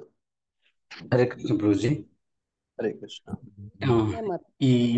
ಈ ಉದಾಹರಣೆ ಸಮೇತ ಈ ಮರದ ಸಮೇತ ನಮಗೆ ಹೇಳ್ತಾ ಇದ್ರಲ್ಲ ಪ್ರಭುಜಿ, ಇದು ಸಂಪೂರ್ಣ ಭಗವದ್ಗೀತೆ ಸಾರ ಈ ಮರದಲ್ಲಿ ಇದೆ ಅಂತ ಅನಿಸ್ತು ಪ್ರಭುಜಿ. ಹೌದು ಪ್ರಭು, ಕರೆಕ್ಟ್ ಆಗಿ ನಾವು ಹೇಳಿದ್ರಿ. ಮೂಲದಿಂದ ನಾವು ಉನ್ನತ ಹಂತದವರೆಗೆ ತಲುಪಬೇಕಂದ್ರೆ ಯಾವ್ಯಾವ ಘಟ್ಟದಲ್ಲಿ ಏನಿರುತ್ತೆ, ಯಾವ ತರ ಇರುತ್ತೆ, ನಾವು ನಂತರ ಏನಾಗ್ತೀವಿ ಅನ್ನೋದು ಸಂಪೂರ್ಣ ಅಂದ್ರೆ ಕೃಷ್ಣ ಅಲ್ಲಿ ಅರ್ಜುನನಿಗೆ ತಿಳಿಸುವಂತಹ ಪ್ರಜ್ಞಾ ಸ್ಥಿತಿ ಏನಿದೆ ಅಲ್ಲ ಪ್ರಭುಜಿ, ಇದು ಸಂಪೂರ್ಣ ಈ ಮರದಲ್ಲಿ ಅಡಗಿದೆ ಅಂತ ಅನಿಸ್ತು ನನಗೆ ಪ್ರಭುಜಿ. ಧನ್ಯವಾದ ಪ್ರಭುಜಿ. ಹೌದು ಪ್ರಭು. ನೋಡಿ, ಎಲ್ಲ ಈ ಒಂದು ಮರನೇ ಚಿಂತನೆ ಮಾಡ್ತಾ ಇದ್ರೆ ನಮ್ಗೆ ಇನ್ನೂ ಗೂಢಾರ್ಥಗಳು, ಇಡೀ ಭಗವದ್ಗೀತೆ ಬದುಕು ನೋಡಿ, ಇಲ್ಲಿರುವಂತ ಕರ್ಮ ಬಂಧನ ನೋಡಿ, ಇಲ್ಲಿರುವಂತ ನಮ್ಮ ಆಸೆಗಳು ಹೆಂಗ್ ಪೋಷಿಸ್ತವೆ, ನಮ್ಗೆ ಏನ್ ಕಾರಣ, ಇಲ್ಲಿರಕ್ ಏನ್ ಕಾರಣ ನೋಡಿ, ಇದು ಬಿಡುಗಡೆಗೆ ಏನ್ ದಾರಿ ನೋಡಿ, ಯಾವುದು ನಮ್ಮನ್ನು ಬಂಧಿಸಿಟ್ಟಿದೆ, ಹೆಂಗೆ ನೋಡಿ ಈ ಲೋಕ, ಈ ಜಗತ್ತು ಅನ್ನುವಂಥದ್ದು ನೋಡಿ ಮೂಲ ಲೋಕದ ನೋಡಿ ಅದರ ಪ್ರತಿಬಿಂಬ ಆಗಿದೆ ನೋಡಿ. ಈ ಜೀವಿಗಳನ್ನ, ಈ ಇಡೀ ಎಲ್ಲ ಜೀವಿಗಳನ್ನೆಲ್ಲ ನಾವು ಈಗ ನೋಡ್ರಿ ಅಕ್ಕಪಕ್ಕ ನಿಮ್ಗೆ ಹಂಗೆ ಕಾಣ್ತಾ ಇದೆ, ಮರಗಿಡಗಳು, ಪ್ರಾಣಿ ಪಕ್ಷಿಗಳು, ಅವು ಯಾಕೆ ಹಂಗಾಕೆ ಅವು ಯಾಕೆ ಹುಟ್ಟಿದವೆ? ಒಂದ್ ನಾಯಿ ಯಾಕೆ ಒಂದ್ ಜೀವ ಪಡ್ಕೊಂಡಿದೆ? ಜೀವ ನಾಯಿ ಯಾಕೆ ಹುಟ್ಟಿದೆ ನೋಡಿ? ಒಂದ್ ಪಕ್ಷಿ ಯಾಕೆ ಆಗಿ ಹುಟ್ಟಿದೆ ಅಲ್ವಾ ನೋಡಿ? ಒಂದ್ ಪಶುವಾಗಿ ಯಾಕೆ ಹುಟ್ಟಿದೆ? ಇವೆಲ್ಲನೂ ಅರ್ಥ ಆಗ್ತಾ ಹೋಗುತ್ತೆ. ಹಂಗೆ ಈ ಶ್ಲೋಕ, ಈಗ ತೋರಿಸಿದಂತ ಒಂದು ಚಿತ್ರಣ ನೋಡಿ, ಹಿಂಗೆ ನೋಡ್ತಾ ಇದ್ರೆ ಜಗತ್ತು ಅರ್ಥ ಆಗ್ತಾ ಹೋಗುತ್ತೆ ನೋಡಿ. ಹಂಗೆ ನೋಡಿ ಬಹಳ ಮುಖ್ಯವಾದಂಥದ್ದು ಈ ಈ ಒಂದು ಹೋಲಿಕೆ, ಉದಾಹರಣೆ ಯಾವಾಗ್ಲೂ ಕಣ್ಮುಂದೆ ಇರಲಿ ನೋಡಿ. ನೋಡಿ, ಏನಾದ್ರೂ ಅರ್ಥ ಮಾಡ್ಕೋಬೇಕು ಅಂತ ಬಯಸ್ತಿರೋ ಈ ಶ್ಲೋಕ, ಭಗವದ್ಗೀತೆ ಈ 2 ಶ್ಲೋಕಗಳು ನೋಡಿ ಯಾವಾಗ್ಲೂ ಕಣ್ಮುಂದೆ ಇರ್ಲಿ. ಇದನ್ನೆಲ್ಲ ಹೇಳಿ ಕೇಳಿ ಏನು ಅಂದ್ರೆ ಈ ಮರವನ್ನ ಹೆಂಗೆ ಬೇರ್ ಸಮೇತ ಕಿತ್ತಾಕೋದು ಅನ್ನೋದು ವಿಷಯ ನೋಡಿ. ಅದನ್ನೇ ಮುಂದಿನ ಶ್ಲೋಕದಲ್ಲಿ ಹೇಳ್ತಾ ಹೋಗ್ತಾರೆ. ಈ ಮರವನ್ನ ಕಡಿದು ಹಾಕ್ಬೇಕು ಅಂತ ಹೇಳ್ತಾರೆ ಮುಂದೆ. ಮೊದಲು ಆ ಮರ ಬೇರು, ಯಾವುದೇ ಒಂದು ಮರವನ್ನ ಕಡಿಯಕ್ ಮೊದಲು ಅದರ ಆ ಮರ ಬೇರುಗಳು ನೋಡ್ಬೇಕು. ಹಂಗೆಲ್ಲನು ನೋಡಿ, ಒಂದು ಮರ ಆಲದ ಮರ ಕಡಿಯೋದು ಅಂದ್ರೆ ಅಷ್ಟೊಂದು ಸುಲಭ ಅಲ್ಲ ಅಲ್ವಾ? ಹಿಂಗೆಲ್ಲ ಬೇರುಗಳು ಎಲ್ಲೆಲ್ಲೆಲ್ಲ ಬಿಟ್ಕೊಂಡೋಗಿರುತ್ತೆ. ಈಗ ದೊಡ್ಡ ಆಲದ ಮರ ಅಂತ ಬೆಂಗಳೂರಲ್ಲಿ ಕೇಳಿದೀರಾ? ಹೌದು ಪ್ರಭು. ನೋಡಿದೀನಿ ಪ್ರಭುಜಿ, ನಾನು ರೀಸೆಂಟ್ ಆಗಿ ನೋಡಿದೆ ಪ್ರಭುಜಿ ಅದನ್ನ. ಹಾ ನೋಡಿ, ಅದು ಎಷ್ಟೋ ಎಕರೆಗಳು ನೋಡಿ ಅದು ಬೆಳ್ಕೊಂಡಿದೆ ನೋಡಿ, ಎಷ್ಟೋ ಎಕರೆಗಳು ನೋಡಿ. ಇಲ್ಲಿ ಕಾಣ್ತಿದ್ಯಾ ನಿಮ್ಗೆ ಚಿತ್ರಣ? ಅದೊಂದು ಟೂರಿಸ್ಟ್ ಸ್ಪಾಟ್ ಮಾಡ್ಬಿಟ್ಟಿದ್ದಾರೆ. ಇಲ್ಲಿ ಚಿತ್ರಣದಲ್ಲಿ ಕಾಣ್ತಿದ್ಯಾ? ದೊಡ್ಡ ಆಲದ ಮರ, ಬೆಂಗಳೂರು. ಕಾಣ್ತಾ ಇದೆ. ನೋಡಿ, ಇದು ಸುಮಾರು ಎಕರೆಗಳ ಇದೆ ಒಂದು ಮರ ಬೆಳ್ಕೊಂಡಿರೋದು ನೋಡಿ. ಈ ಆಲದ ಮರ ನೋಡಿ ಎಷ್ಟೊಂದು ಪಾಠ ಹೇಳ್ಕೊಡುತ್ತೆ ನಮ್ಗೆ. 400 year old banyan tree ನೋಡಿ, ಎಷ್ಟೋ ಎಕರೆಗಳ ಹಬ್ಕೊಂಡಿದೆ ಅಂತ ಇಲ್ಲಿ ಹೇಳೋದು ನೋಡಿ. ಇಲ್ಲಿ ನಿಮ್ಗೆ ಚಿತ್ರಣದಲ್ಲಿ ಕಾಣ್ತಾ ಇದೆ.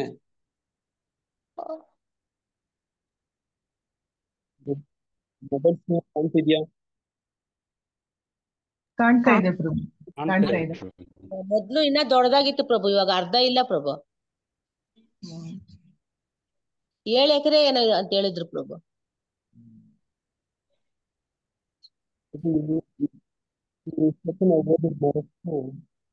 ಆಲದ ಮರ ನೋಡಿದಾಗೆಲ್ಲೂ ಭಗವದ್ಗೀತೆಯ 15ನೇ ಅಧ್ಯಾಯದ 1-2 ಮಾತುಗಳು ಜ್ಞಾಪಕ ಬರ್ತದೆ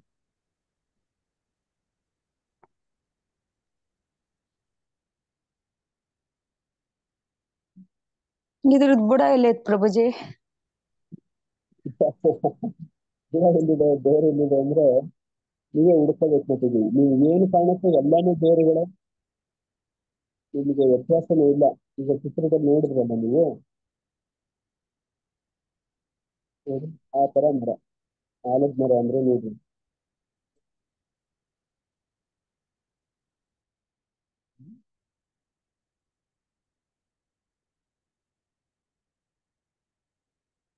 ಯಾವ ಮಟ್ಟಕ್ಕೆ ಅಂದ್ರೆ ಒಂದು ಚೂರು ಸ್ಟಾರ್ಟ್ ಆಗ್ಬಿಟ್ಟಿದೆ ಅದು, ಚೂರು start ಆಗ್ಬಿಟ್ಟಿದೆ. ಇಲ್ಲಿ 400 ವರ್ಷಕ್ಕಿಂತ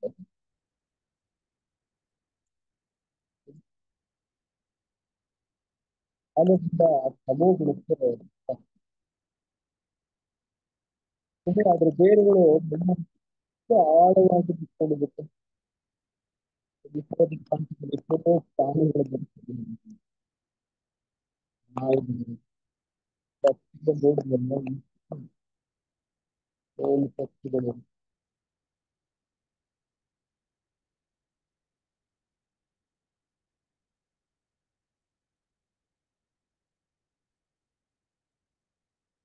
ಮರದ ಮೂಲ ಯಾವುದು, ಮೂಲ ಬೇರು ಯಾವುದು, ಮೂಲ ಕಾಂಡ ಯಾವುದು, ಗಮನ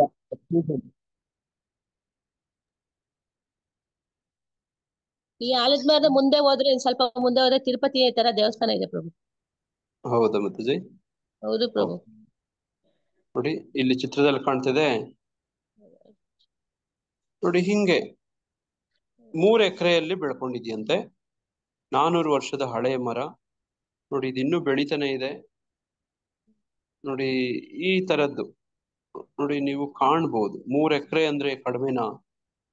3 ಮೊದ್ಲು ಎಕರೆ ಇದ್ದಿದ್ದು ನಾವು ಹೇಳ್ತಾ ಇದ್ರು 7 ಎಕರೆ ಇದ್ದಿದ್ದಂತೆ, ಎಲ್ಲ ಕಡ್ದಾಕ್ಬಿಟ್ಟವ್ರಂತೆ. ಮೊದ್ಲು 7 ಎಕರೆ ಅದು ಇದ್ದಿದ್ದು. ನಾವು ಚಿಕ್ಕ ಹುಡುಗರಾಗಿ ನೋಡಿದಿರಿ ಪ್ರಭು. ತುಂಬಾ ಇಷ್ಟ ನೋಡಿ. ನಮ್ಮ ಕಾಲೇಜಲ್ಲೂ ಒಂದು ದೊಡ್ಡ ಆಲದ ಮರ ಇದೆ ನೋಡಿ. ನಮ್ಮ ವರ್ಮಾನಲ್ಲೂ ದೊಡ್ಡದು ಪ್ರಭು. ಓಕೆ, ನೀವೆಲ್ಲ ದೊಡ್ಡವ್ರು ಮಾತಾಜಿ, ವರ್ಮ ಅವರೆಲ್ಲರೂ ನೀವು ಅಲ್ವಾ ದೊಡ್ಡ ಮಾತಾಜಿ? ಸುಮಾರು 200 ವರ್ಷ ಮೇಲಾಗಿದೆ ಅಂತೆ. ನೋಡ್ರಿ ಹಂಗೆ ನೋಡಿ.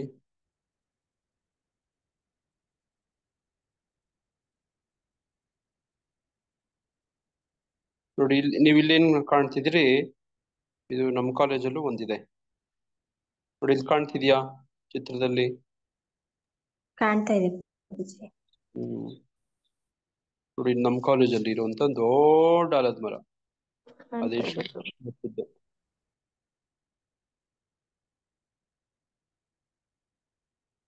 ನೋಡಿ. ನೋಡಿ ಇಲ್ಲಿ ಕಾಣ್ತಾ ಇದೆ ನಿಮ್ಗೆ. ನೋಡ್ರಿ ಹಿಂಗಿರುತ್ತೆ ಒಂದು ಆಲದ ಮರ ಅಂದ್ರೆ. ನೋಡಿ ಈಗ ಜೀವನದಲ್ಲಿ ಏನಾಗ್ಬೇಕು ನೋಡಿ, ನಮ್ಮ ಬದುಕನ್ನ ಆಲದ ಮರಕ್ಕೆ ಹೋಲಿಸೋದು, ಅಥವಾ ಆಲದ ಮರಗಳು ನೋಡೋದಾಗೆಲ್ಲನು ಈ ಶ್ಲೋಕ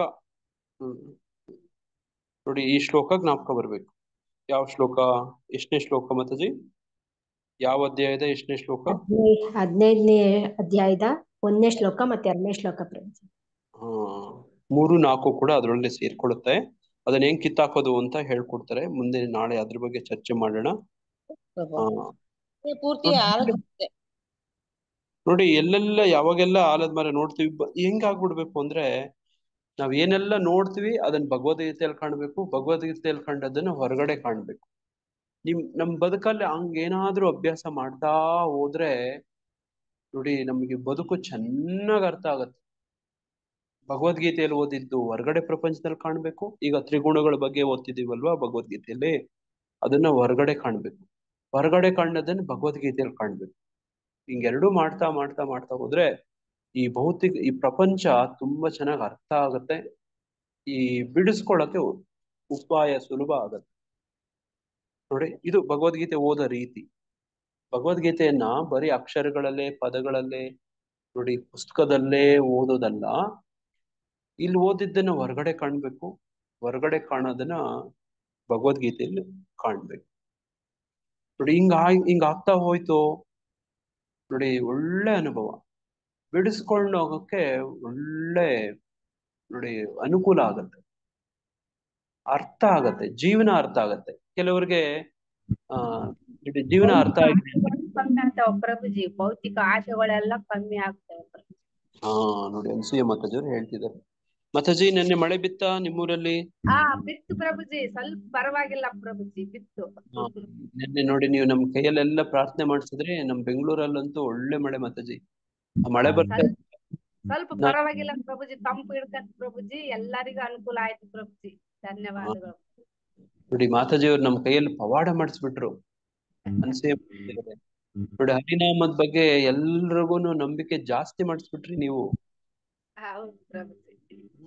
ನೋಡಿ ನಮ್ಗೆಲ್ಲ ವಿಶ್ವಾಸ ಜಾಸ್ತಿ ಮಾಡಿಸ್ಬಿಟ್ರಿ ನೀವು, ನಂಬಿಕೆ ಜಾಸ್ತಿ ಮಾಡಿಸಿದ್ರಿ. ನಿನ್ನೆ ಮಳೆ ಬರಕ್ ಶುರು ಆದಾಗ ನಾನು ಅನ್ಸೂಯ ಮಾತಾಜಿಯವ್ರನ್ನ ಜ್ಞಾಪಿಸ್ಕೊತಿದ್ದೆ.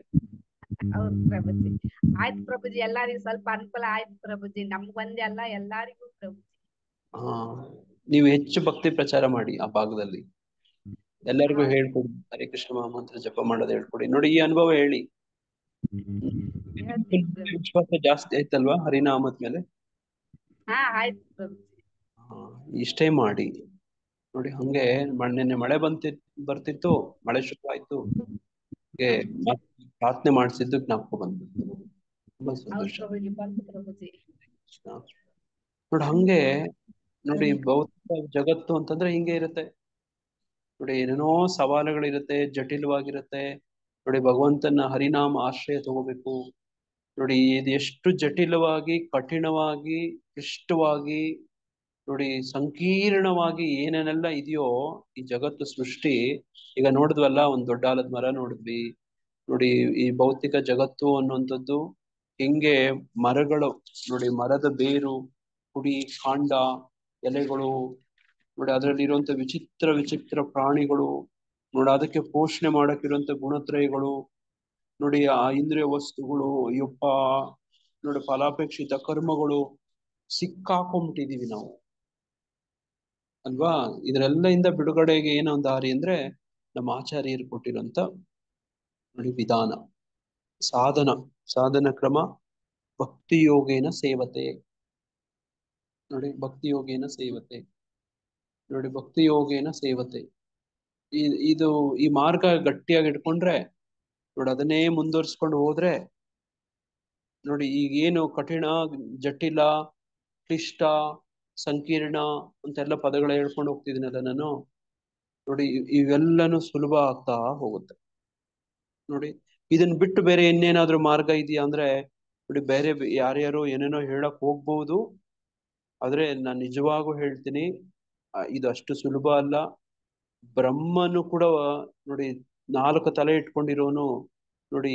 ಈ ಬ್ರಹ್ಮ ವಿಷ್ಣು ಮಾಯೆಯಲ್ಲಿ ನೋಡಿ, ಭಗವಂತ ಶಿವನು ಕೂಡ ನೋಡಿ ವಿಷ್ಣು ಮಾಯೆಯಲ್ಲಿ ನೋಡಿ ಭಗವಂತನ ಅರ್ಥ ಮಾಡ್ಕೊಳಕ್ಕೆ ನೋಡಿ, ಇದಕ್ಕೆ ಕಷ್ಟ ಅನ್ನೋಂಥದ್ದನ್ನ ಹಲವಾರು ಉದಾಹರಣೆಗಳಲ್ಲಿ ಕಾಣ್ಬೋದು ನೋಡಿ. ಯಾರೂ ಈ ವಿಷ್ಣು ಮಾಯೆಯಿಂದ ಹೊರತಲ್ಲ ಅಲ್ವಾ ನೋಡಿ. ಈ ವಿಚಾರವನ್ನ ತಿಳ್ಕೊಂಡು ಈಗ ಏನ್ ಮಾಡ್ಬೇಕು, ಆ ವಿಷ್ಣುಗೆ ಶರಣ ಆಗ್ಬಿಡ್ಬೇಕು. ಅದನ್ನೇ ದೈವೀಶ ಗುಣಮಯಿ ಮಮಮಾಯ ದುರತೆಯ ಶ್ಲೋಕದಲ್ಲಿ ಹೇಳೋದು ನೋಡಿ. ಹಂಗೆ ಯಾರಾದ್ರೂ ಬಿಡಿಸ್ಕೋಬೇಕು ನೋಡಿ, ವಾಪಸ್ ಭಗವದ್ಧಾಮಕ್ಕೆ ಹೋಗ್ಬೇಕು ಅಂತ ಯಾರಾದ್ರೂ ಆಸೆ ಪಡ್ತಿದ್ರೆ ನೋಡಿ, ಪ್ರಯತ್ನ ಮಾಡ್ತೀವಿ ಅಂದ್ರೆ ಏನ್ ಮಾಡ್ಬೇಕೀಗ?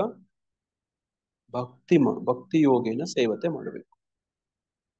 ಹರೇ ಕೃಷ್ಣ. ನೋಡಿ ಮುಂದಿನ ಶ್ಲೋಕದಲ್ಲಿ ಪುರುಷೋತ್ತಮ ಯೋಗದಲ್ಲಿ ಹೇಳ್ತಾ ಹೋಗ್ತಾನೆ ಭಗವಂತ ಏನಂದ್ರೆ ನೋಡಿ, ಆತನಿಗೆ ಹೆಂಗೆ ಶರಣಾಗ್ಬೇಕು ಅನ್ನೋದ್ರ ಬಗ್ಗೆ ಹೇಳ್ತಾನೆ ನೋಡಿ. ಅದನ್ನ ಕೇಳ್ತಾ ಹೋದಾಗ ನೋಡಿ, ಪ್ರಭುಪಾದರಂತ ನೋಡಿ ಆಚಾರ್ಯರ ಆಶ್ರಯ ತಗೊಂಡಾಗ ನೋಡಿ, ಅವರ ಅನುಯಾಯಿಗಳ ಆಶ್ರಯ ತಗೊಂಡಾಗ ಯಾವುದು ಸಂಕೀರ್ಣ, ಇಂಪಾಸಿಬಲ್, ಅಸಾಧ್ಯ ಅಂತ ಅನ್ಸುತ್ತೋ ಅದು ಸಾಧ್ಯ ಅನ್ನೋಂತ ವಿಶ್ವಾಸಕ್ಕೆ ಬರುತ್ತೆ. ಅದು ಹೆಂಗೆ ಅನುಭವ ಆಗತ್ತಂದ್ರೆ, ನೆನ್ನೆ ನೋಡಿ ಅನುಸೂಯ ಮಾತಾಜಿಯವರು ನಮ್ಗೆ ನೋಡಿ ಮಳೆ ಬರ್ಸುವಂತ ಒಂದು ಪವಾಡ ಮಾಡಿಸಿದ್ರಲ್ವಾ, ಹರಿನಾಮ ಹೇಳಿಸಿ ನೋಡಿ. ಈ ತರದ್ದು ಸಣ್ಣ ಸಣ್ಣ ಸಣ್ಣ ಸಣ್ಣ ಸಣ್ಣ ಸಣ್ಣ ಅನುಭವಗಳೇನಾಗ್ತವೆ, ಅದನ್ನೇ ನಾವು ಮುಖ್ಯವಾಗಿ ತಗೋಬೇಕು ನೋಡಿ ನಂಬಿಕೆ ಜಾಸ್ತಿ, ವಿಶ್ವಾಸ ಬೆಳೆಸ್ಕೋಬೇಕು. ನೋಡಿ ಹಂಗೆ ಪವಾಡಗಳಾಗ್ತವೆ, ನಂಬಿಕೆಗಳು ಜಾಸ್ತಿ ಆಗ್ತವೆ. ಭಕ್ತರ ಸಂಘದಲ್ಲೇ ಇವೆಲ್ಲ ಆಗಕ್ ಸಾಧ್ಯ. ನೋಡಿ ಹಂಗೆ. ಹರೇ ಕೃಷ್ಣ. ಯಾರಿಗಾದ್ರೂ ಬೇರೆ ಏನಾದ್ರು ಪ್ರಶ್ನೆ ಇದೆಯಾ? ಹರೇ ಕೃಷ್ಣ ಪ್ರಭುಜಿ. ಹರೇ ಇದು ಕೃಷ್ಣ. ಇವಾಗ ಇದು ಈ ಮನುಷ್ಯ ಲೋಕ ಅಂದ್ರೆ ಈ ಭೌತಿಕ ಲೋಕ ಕರ್ಮ ಕ್ಷೇತ್ರ. ನಾವಿಲ್ಲಿ ಕರ್ಮಗಳನ್ನು ಮಾಡಿದ ಫಲವನ್ನು ಅನುಭವಿಸ್ಲಿಕ್ಕೆ ನಾವು ಮೇಲಿನ ಲೋಕಗಳಿಗೆ ಹೋಗ್ತೇವೆ. ಇಲ್ಲಿ ಒಂದು ಕೊಟ್ಟಿದ್ದಾರಲ್ಲ ಪ್ರಭುಜಿ, ಮನುಷ್ಯನು ಹಲವಾರು ಕರ್ಮಗಳ ಫಲವನ್ನು ಮೇಲಿನ ಲೋಕಗಳಲ್ಲಿ ಅನುಭವಿಸಿದ ಅನಂತರ ಭೂಮಿಗಿಳಿದು ಬರ್ತಾನೆ ಅಂತೇಳಿ. ಹೌದೌದು, ಹೌದು ಮಾತಾಜಿ, ಕರೆಕ್ಟ್ ಆಗಿ ನೀವು ಹೇಳ್ತಿದ್ದೀರಿ, ಗುರುತಿಸ್ತಿದ್ದೀರಿ ನೀವು. ತುಂಬಾ ಸಂತೋಷ ಮಾತಾಜಿ. ನಾವಿಲ್ಲಿ ಕರ್ಮ ಮಾಡ್ತೇವೆ, ಅದರ ಫಲದ ಪ್ರಕಾರ ನಾವು ಮೇಲಿನ ಲೋಕಗಳಿಗೆ ಹೋಗುದಲ್ಲ ಪ್ರಭುಜಿ. ಹೌದು ಹೌದು ಹೌದು. ಮತ್ತೆ ಅಲ್ಲಿ ಫಲಗಳನ್ನು ಮತ್ತೆ ಅಲ್ಲಿಂದ ವಾಪಸ್ ಪುನಃ ನಾವು ಫಲ ಅನುಭವಿಸಿ ಪುನಃ ಭೌತಿಕ ಲೋಕಕ್ಕೆ ಬರುದಲ್ಲ ಪ್ರಭುಜಿ. ಹೌದು ಹೌದು ಹೌದು. ಓಕೆ ಪ್ರಭುಜಿ. ಹರೇ ಕೃಷ್ಣ. ಹಲವಾರು ಕರ್ಮಗಳ ಫಲಗಳನ್ನು ಮೇಲಿನ ಲೋಕಗಳಲ್ಲಿ ಅನುಭವಿಸಿದ ಅನಂತರ ಭೂಮಿಗಿಳಿದು ಬರುತ್ತಾನೆ. ತನ್ನ ಕರ್ಮವನ್ನು ಮುಂದುವರಿಸ್ತಾನೆ. ಅದಂದ್ರೆ ಅದು ಚಕ್ರದಲ್ಲಿ ಸುತ್ತುತ್ತಾ ಇರುದು. ಭೌತಿಕ ಮೇಲಿನ ಲೋಕಕ್ಕೆ ಬರುದು, ಪುನಃ ಕೆಳಗಿನ ಲೋಕಕ್ಕೆ, ಅಂದ್ರೆ ಕರ್ಮಗಳ ಮುಖಾಂತರವೇ ಮೇಲೆ ಕೆಳಗೆ ಹೋಗ್ತಾನೆ ಇರುದಲ್ಲ ಪ್ರಭುಜಿ. ಓಕೆ ಪ್ರಭುಜಿ. ಕೃಷ್ಣ.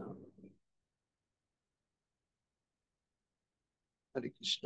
ಮತ್ತೆ ಯಾರಾದ್ರೂ ಏನಾದ್ರು ಹೇಳಕ್ ಬಯಸ್ತೀರಾ? ಹರೇ ಕೃಷ್ಣ ಪ್ರಭುಜಿ. ಅದು ಶ್ಲೋಕ ಇಲ್ಲ ಪ್ರಭುಜಿ ಅದ್ರದ್ದು. ಹೇಳಿ ಮತ್ತೆ ಹೇಳಿ. ಪ್ರಭುಜಿ 9ನೇ ಅಧ್ಯಾಯ 21ನೇ ಶ್ಲೋಕ.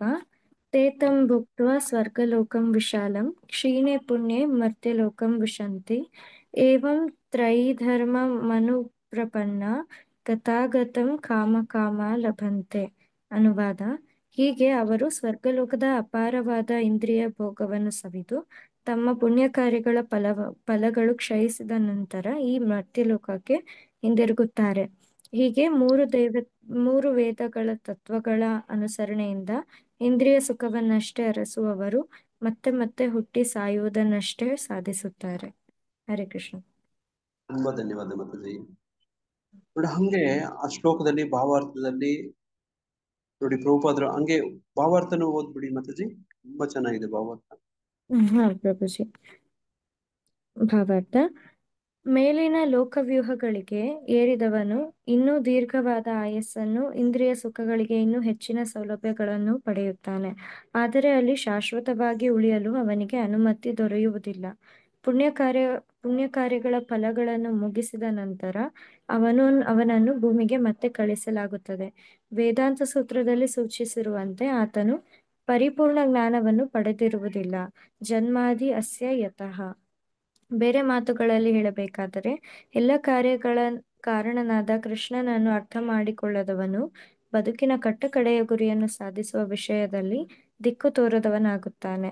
ಆದುದರಿಂದ ಒಮ್ಮೊಮ್ಮೆ ಮೇಲಕ್ಕೆ ಹೋಗಿ ಒಮ್ಮೊಮ್ಮೆ ಕೆಳಕ್ಕೆ ಬರುವ ತಿರುಗು ಚಕ್ರದಲ್ಲಿ ಕುಳಿತವನಂತೆ ಮತ್ತೆ ಮತ್ತೆ ಉನ್ನತ ಲೋಕಗಳಿಗೆ ಹೋಗಿ ಮತ್ತೆ ಕೆಳಕ್ಕೆ ಬರುವ ನಿಯತ ಕ್ರಮಕ್ಕೆ ಸಿಕ್ಕಿಕೊಳ್ಳುತ್ತಾನೆ. ಇದರ ಭಾವಾರ್ಥವೆಂದರೆ ಮತ್ತೆ ಕೆಳಗೆ ಬರುವ ಸಾಧ್ಯತೆಯೇ ಇಲ್ಲದ ಆಧ್ಯಾತ್ಮಿಕ ಲೋಕಕ್ಕೆ ಅವನು ಏರಿರುವುದಿಲ್ಲ. ಅದರ ಬದಲು ಊರ್ಧ್ವಲೋಕ ಅಧೋಲೋಕಗಳ ವ್ಯೂಹಗಳಲ್ಲಿ ಹುಟ್ಟು ಸಾವುಗಳ ಚಕ್ರದಲ್ಲಿ ಸುತ್ತುತ್ತಾನೆ ಅಷ್ಟೇ. ಶಾಶ್ವತವಾದ ಜ್ಞಾನಾನಂದವನ್ನು ಸವಿಯುತ್ತಾ ಈ ಕಷ್ಟದ ಐಹಿಕ ಜನ್ಮಕ್ಕೆ ಬಾರದೆಯೇ ಇರಬೇಕಾದಲ್ಲಿ ಆಧ್ಯಾತ್ಮಿಕ ಲೋಕಕ್ಕೆ ಹೋಗುವುದೇ ಉತ್ತಮ. ಹರೇ ಕೃಷ್ಣ ಪ್ರಭುಜಿ. ನೋಡಿ ಬಹಳ ಸ್ಪಷ್ಟ ಓದ್ತಾ ಹೋದ್ರೆ ನೋಡಿ ನಮಗೆ ಅರ್ಥ ಆಗುತ್ತೆ ಅಲ್ವಾ? ನೋಡ್ರಿ ಹಂಗೆ ರೂಪ ಅದರ ಪುಸ್ತಕಗಳಲ್ಲಿ ನಮ್ಗೆ ಸ್ಪಷ್ಟತೆ ಸಿಗತ್ತೆ. ನೋಡಿ ಗೊಂದಲ ಇಲ್ಲ. ನೋಡಿ ಹಂಗೆ ನೋಡಿ ಇನ್ನೊಂದು ಶ್ಲೋಕದಲ್ಲಿ ಇದ್ರಲ್ಲಿ ಯಾರಿಗಾದ್ರೂ ಏನಾದ್ರೂ ಪ್ರಶ್ನೆ ಇದೆಯಾ, ಡೌಟ್ ಇದೆಯಾ? ಪ್ರಭುಜಿ ಅದು ಇವಾಗ ಮಾತಾಜಿ ಓದಿದ ಶ್ಲೋಕ ಯಾವ ನಂಬರ್ ಪ್ರಭುಜಿ? ಹೇಳಿ ಮಾತಾಜಿ. 9ನೇ ಅಧ್ಯಾಯ 21ನೇ ಶ್ಲೋಕ ಮಾತಾಜಿ. ತುಂಬಾ ಧನ್ಯವಾದಗಳು ಮಾತಾಜಿ. ಅಲ್ಲಿ ಈಗ ಓದಿದ್ದು ಕ್ಲಿಯರ್ ಆಯ್ತು ಮಾತಾಜಿ. ಧನ್ಯವಾದಗಳು ಪ್ರಭುಜಿ. ಆ ಹಿಂದೆ ಮುಂದೆ ಶ್ಲೋಕಗಳೆಲ್ಲನೂ ಅದೇ ಸಂಬಂಧಪಟ್ಟಂಗೆ ಇದೆ ಮಾತಾಜಿ. ನೋಡಿ ಓದ್ಕೊಳ್ಳಿ ಆ ಇಡೀ ಹಿಂದೆ ಮುಂದೆ ಶ್ಲೋಕಗಳು ತುಂಬಾ ಮಾಹಿತಿಪೂರ್ಣವಾಗಿದೆ ನೋಡ್ರಿ. ಹಂಗೆ ಅದನ್ನ ಓದ್ಕೊಳ್ಳಿ ನೋಡಿ. ಹಂಗೆ ನೋಡಿ ಇನ್ನೊಂದು ಶ್ಲೋಕವನ್ನ ನೋಡಿ ಹೇಳ್ತೇನೆ.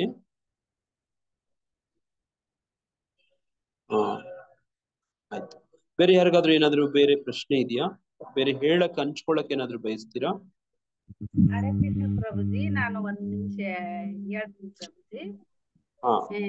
ಮೊನ್ನೆ ಸೋಮವಾರ ಪ್ರಭುಜಿ ಸ್ವಲ್ಪ ಮನೆಗೆ ಏನೋ ತೊಟ್ಕು ಇದು ಆಯ್ತು ಪ್ರಭುಜಿ. ಅದೇ ಏನಿತ್ತು ನಾವು ಒಳ್ಳೆ ಮಾರ್ಗಲಿದ್ದಾದ್ರೆ ನನ್ಗೆ ಹಿಂಗ ಎದುರಾಗ್ತದಲ್ಲ ಅಂತ ಹೇಳಿ ಅಲ್ಲಿ ಹೊಲದಲ್ಲಿ ಹೋಗಿ ಕೂತಿದ್ನಿ ಪ್ರಭುಜಿ. ನಾನು ಅದು ಏನಂದ್ರೆ ಹಿಂಗೆ ನೆನ್ಪು ಮಾಡ್ಕೊಂತ ಒಂದು ಹೊಲದಲ್ಲಿ ಅಲ್ಲೇ ನಮ್ ಹೊಲದಾಗಿ ಇವೆಲ್ಲ ಪ್ರಭುಜಿ. ಒಂದ್ ಕೂಲಲ್ಲಿ ಇದೆ ಕ್ಲಾಸ್ ಕೇಳ್ಕ ಅಂತ ಕುಂತಿದ್ನೆ ಪ್ರಭುಜಿ. ಅದು ನೀವು ಕೇಂದ್ರಲ್ಲ ಪ್ರಭುಜಿ, ನನಗೆ ಕೃಷ್ಣ ಗುರುಗಳ ಮುಖಾಂತರ ನನಗೆ ಕೃಷ್ಣ ಇದ್ದಾನೆ ಅಂತ ಹೇಳಿ ನನಗೆ ಅಷ್ಟು ಕಷ್ಟ ಇದ್ದು ಖುಷಿ ಆಗ್ಬಿಟ್ಟಿದೆ ಪ್ರಭು. ನೋಡಿ ಮಾತಾಜಿಯವರು, ಗುರುಗಳ ಮುಖಾಂತರ ನನಗೆ ಕೃಷ್ಣ ಇದ್ದಾನೆ, ನನಗೆ ಏನ್ ಕಷ್ಟ ಬಂದ್ರು ಒಳಾಗ್ಬಿಡ್ತಾವ ಅಂತ ಹೇಳಿ ಅಷ್ಟು ಸಂಜೆತನೆಲ್ಲ ಅಷ್ಟು ನೆನ್ಸ್ಕೊಂಡಿನಿ ಪ್ರಭುಜಿ. ನನ್ನ ನೀನ್ ನೆನ್ಸ್ಕೊಂಡ್ರಲ್ಲ, ನನಗ್ ಕೃಷ್ಣ ಇದ್ದಾನೆ, ಗುರುಗಳ ಮುಖಾಂತರ ನನಗ್ ಕೃಷ್ಣ ಇದ್ದಾನೆ, ಯಾರು ನನಗೇನ್ ಇದಿಲ್ಲ ಅಂತ ಹೇಳಿ ಸಂತೋಷ ಆಗಿ ನನಗ ಆನಂದ ಭಾಸ್ಮನೆ ಇದಾಯ್ತು. ನಮ್ಗೆಲ್ಲರಿಗೂ ಗುರುಗಳು ಜೈಪತಾಕ ಸ್ವಾಮಿ ಗುರು ಮಹಾರಾಜ್ ಮಾತಾಜಿ. ನನ್ಗೂ ನಿಮ್ಮೆಲ್ಲರಿಗೂ ನೋಡಿ ಜೈಪತಾಕ ಸ್ವಾಮಿ ಗುರು ಮಹಾರಾಜ್. ಅವ್ರ ಫೋಟೋ ಇಟ್ಕೊಳ್ಳಿ ಮನೆಯಲ್ಲಿ, ಅವ್ರ ಪ್ರಣಾಮ ಮಂತ್ರ ಹೇಳಿ.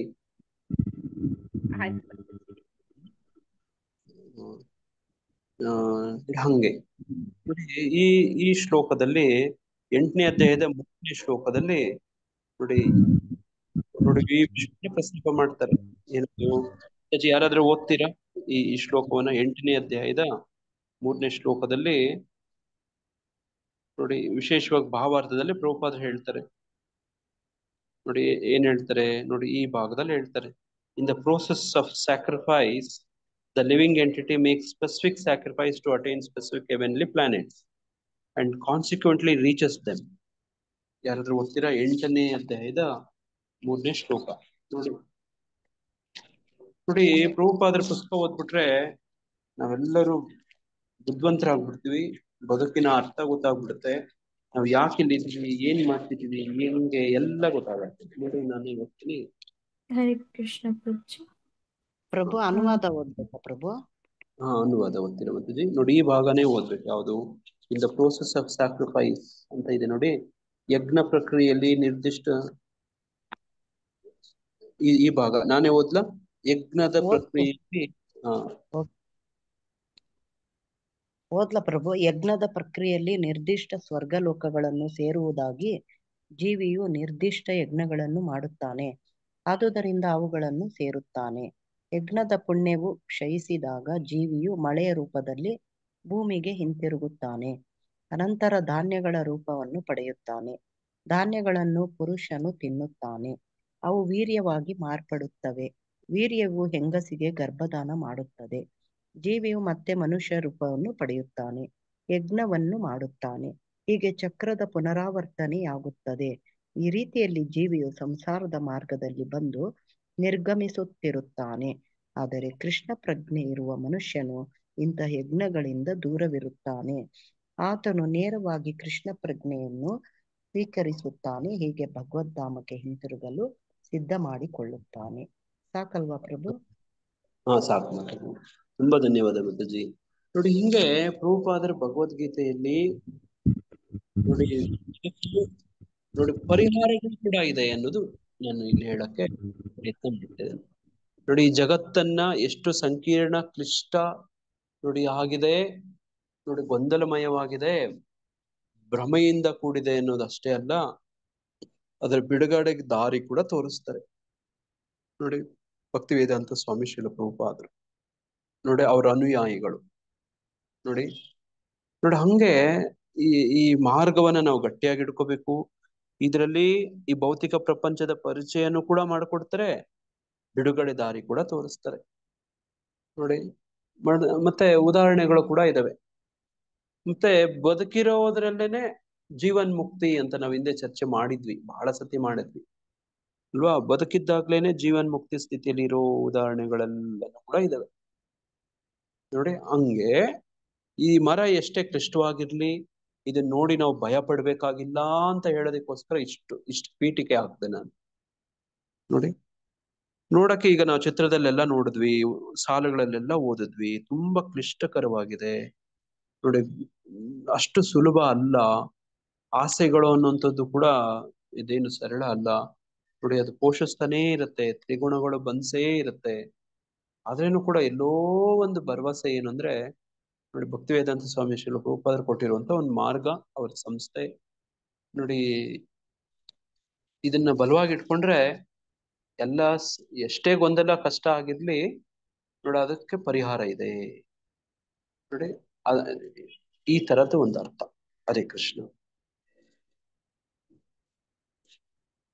ಮತ್ತೆ ಯಾರಾದ್ರೂ ಏನಾದ್ರು ಹೇಳೋದಿದ್ಯಾ? ಇಲ್ಲದೆ ಇದ್ರೆ ಹರೇ ಕೃಷ್ಣ ಪ್ರಭುಜಿ.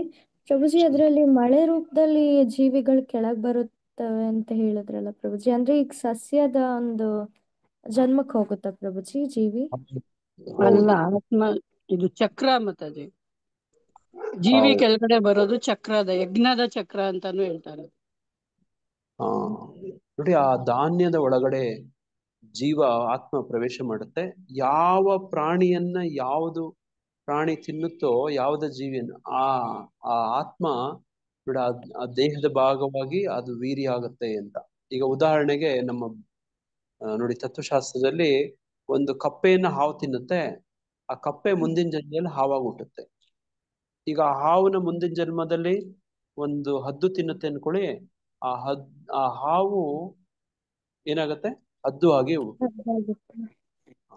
ಹಿಂಗೆ ನೋಡಿ. ಈ ಭರತ ಮಹಾರಾಜ ಸಾಯೋ ಸಂದರ್ಭದಲ್ಲಿ ಏನನ್ನ ಜ್ಞಾಪಿಸ್ಕೊಂಡ? ಜಿಂಕೆಯನ್ನ. ಏನಾಗಿ ಹುಡ್ತಾನೆ? ಜಿಂಕೆಯಾಗಿ ಹುಡ್ತಾನೆ ನೋಡಿ. ಈ ಒಂದು ಪ್ರಾಣಿ ಇನ್ನೊಂದು ಪ್ರಾಣಿನ ತಿನ್ನುತ್ತಲ್ಲ, ನೀವು ಇನ್ನೂ ಉನ್ನತವಾದ ತತ್ವ ದೃಷ್ಟಿಯಿಂದ ನೋಡಿದ್ರೆ ಅದು ಒಳ್ಳೇದೇ. ಅದು ವಿಕಾಸ ಪ್ರಕ್ರಿಯೆ ಇದೆ ನೋಡಿ, ಎವಲ್ಯೂಷನ್. ಲಾ ಆಫ್ ನೋಡಿ, ಥಿಯರಿ ಆಫ್ ಎವಲ್ಯೂಷನ್ ನೋಡಿ. ಅದ್ರಲ್ಲಿ ಒಂದು ಜೀವಿ ಇನ್ನೊಂದು ಜೀವಿ ಮೇಲಿನ ವರ್ಗಕ್ಕೆ ಹೆಂಗೆ ನೋಡಿ ಹೋಗುತ್ತೆ ಅಂದ್ರೆ ಹಿಂಗೆ ನೋಡಿ, ಹಿಂಗೆ. ಈಗ ನೋಡಿ, ಪ್ರಭುಪಾದರು ನಮ್ಮ ಈ ಪ್ರಭುಪಾದ ಪುಸ್ತಕಗಳಲ್ಲೂ ತೋರಿಸ್ತಾರೆ, ಈ ಜೀವ ವಿಕಾಸ ಕ್ರಿಯೆಯಲ್ಲಿ ಮನುಷ್ಯ ಉನ್ನತವಾದ ನೋಡಿ ಒಬ್ಬ ಜೀವಿ ನೋಡಿ. ಇದು ಜಂಕ್ಷನ್ ಆತನಿಗೆ.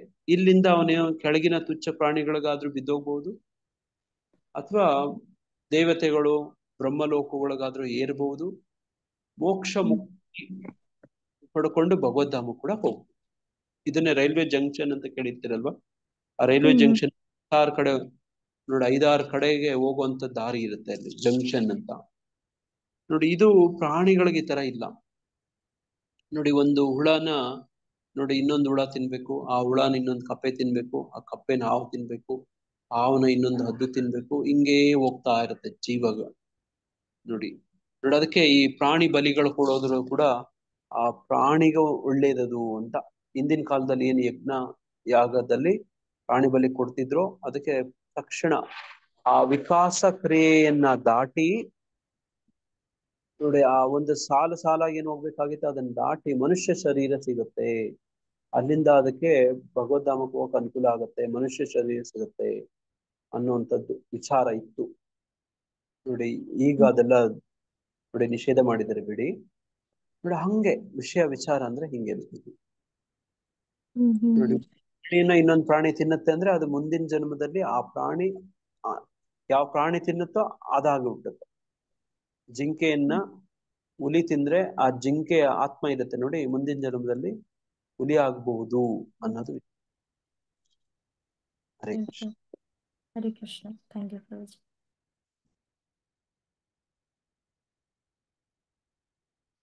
ಹರೇ ಕೃಷ್ಣ ಪ್ರಭು, ದಂಡವತ್ ಪ್ರಣಾಮ್.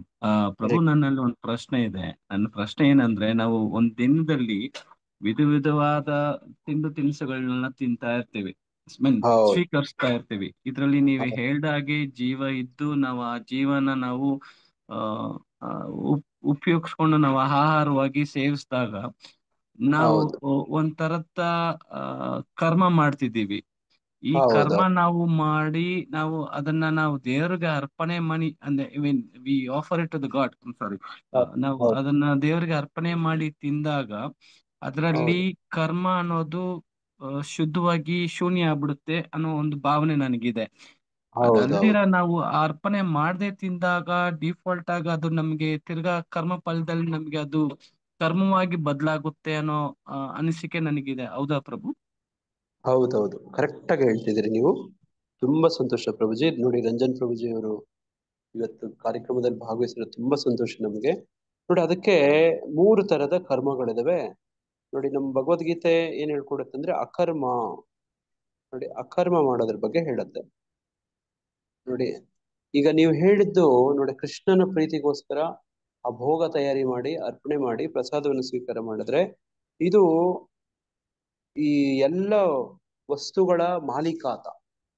ನೋಡಿ ಆತನಿಗೆ ಅರ್ಪಣೆ ಮಾಡಿದ್ರೆ ನೋಡಿ ಅದರಲ್ಲಿ ಕರ್ಮ ಬಂಧನ ಇರೋದಿಲ್ಲ, ಅದರಲ್ಲಿ ಪ್ರೀತಿ ತೋರಿಸುತ್ತೆ. ನೋಡಿ ಆ ಇದೇ ಮಾರ್ಗ ಕರ್ಮ ಬಂಧನದಿಂದ ಬಿಡುಗಡೆಗೆ. ನೋಡಿ ಹಂಗೆ ನಾವು ತಿಂದೆ ಬದುಕಕ್ ಆಗೋದೇ ಇಲ್ಲ.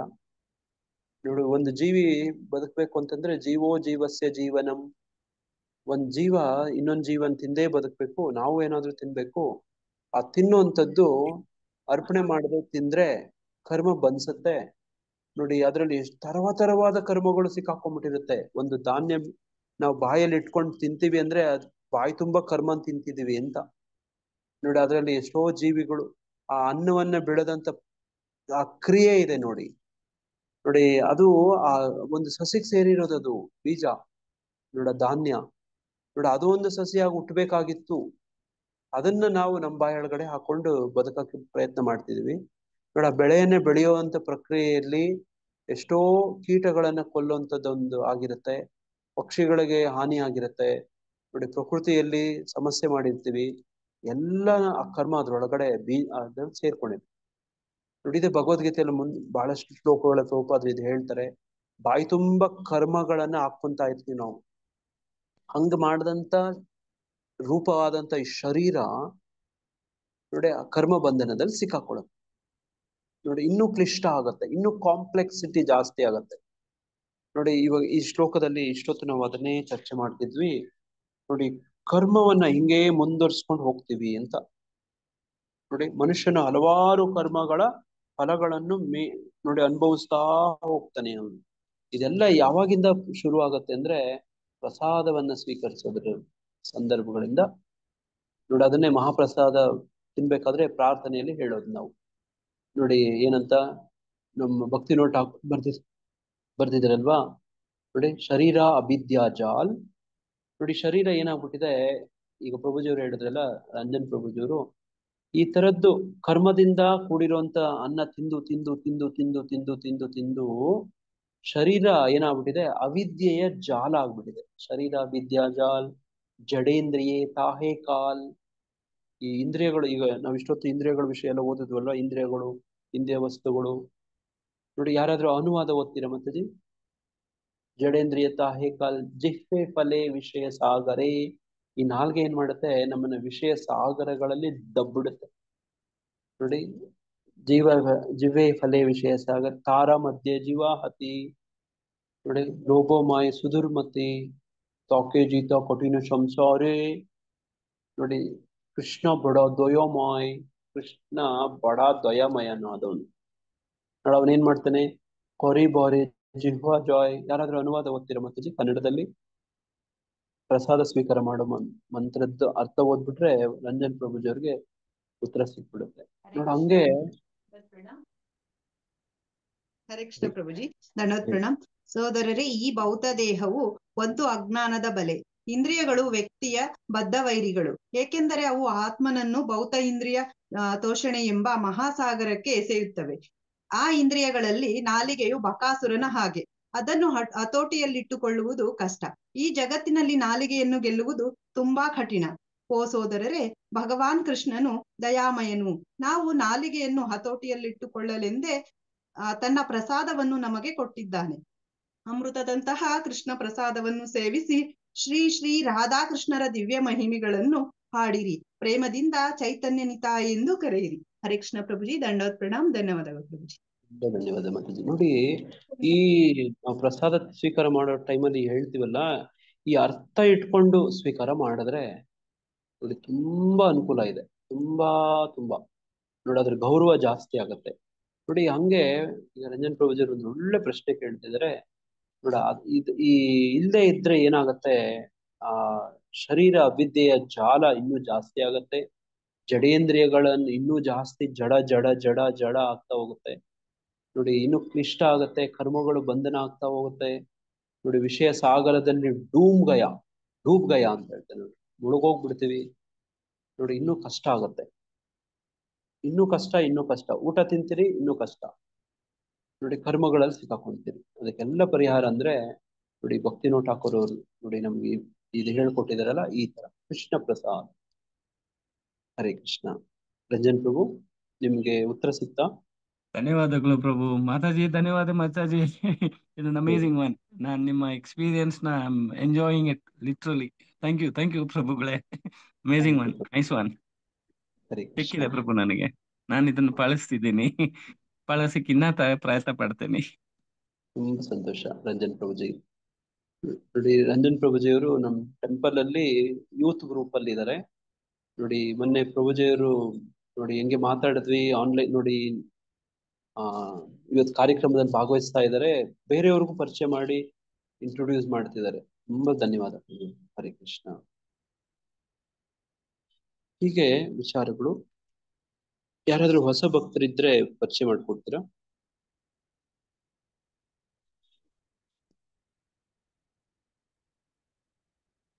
ಹರೇ ಕೃಷ್ಣ. ಯಾರಾದ್ರೂ ಹೊಸಬರು ಇರುವಂತ ಭಕ್ತರು, ನೀವು ಆಹ್ವಾನ ಮಾಡಿರೋರು ಅವ್ರು ಬಂದಿದ್ರೆ ಕೂಡ ತಾವು ಪರಿಚಯ ಮಾಡ್ಕೊಡ್ಬೋದು. ಅಮಿತಾ ಸನಿಲ್ ಮಾತಾಜಿ, ತಾವು ಪರಿಚಯ ಮಾಡ್ಕೊಡ್ತೀರಾ? ಅಮಿತಾ ಎಸ್ ಅನಿಲ್ ಅಂತನಾ?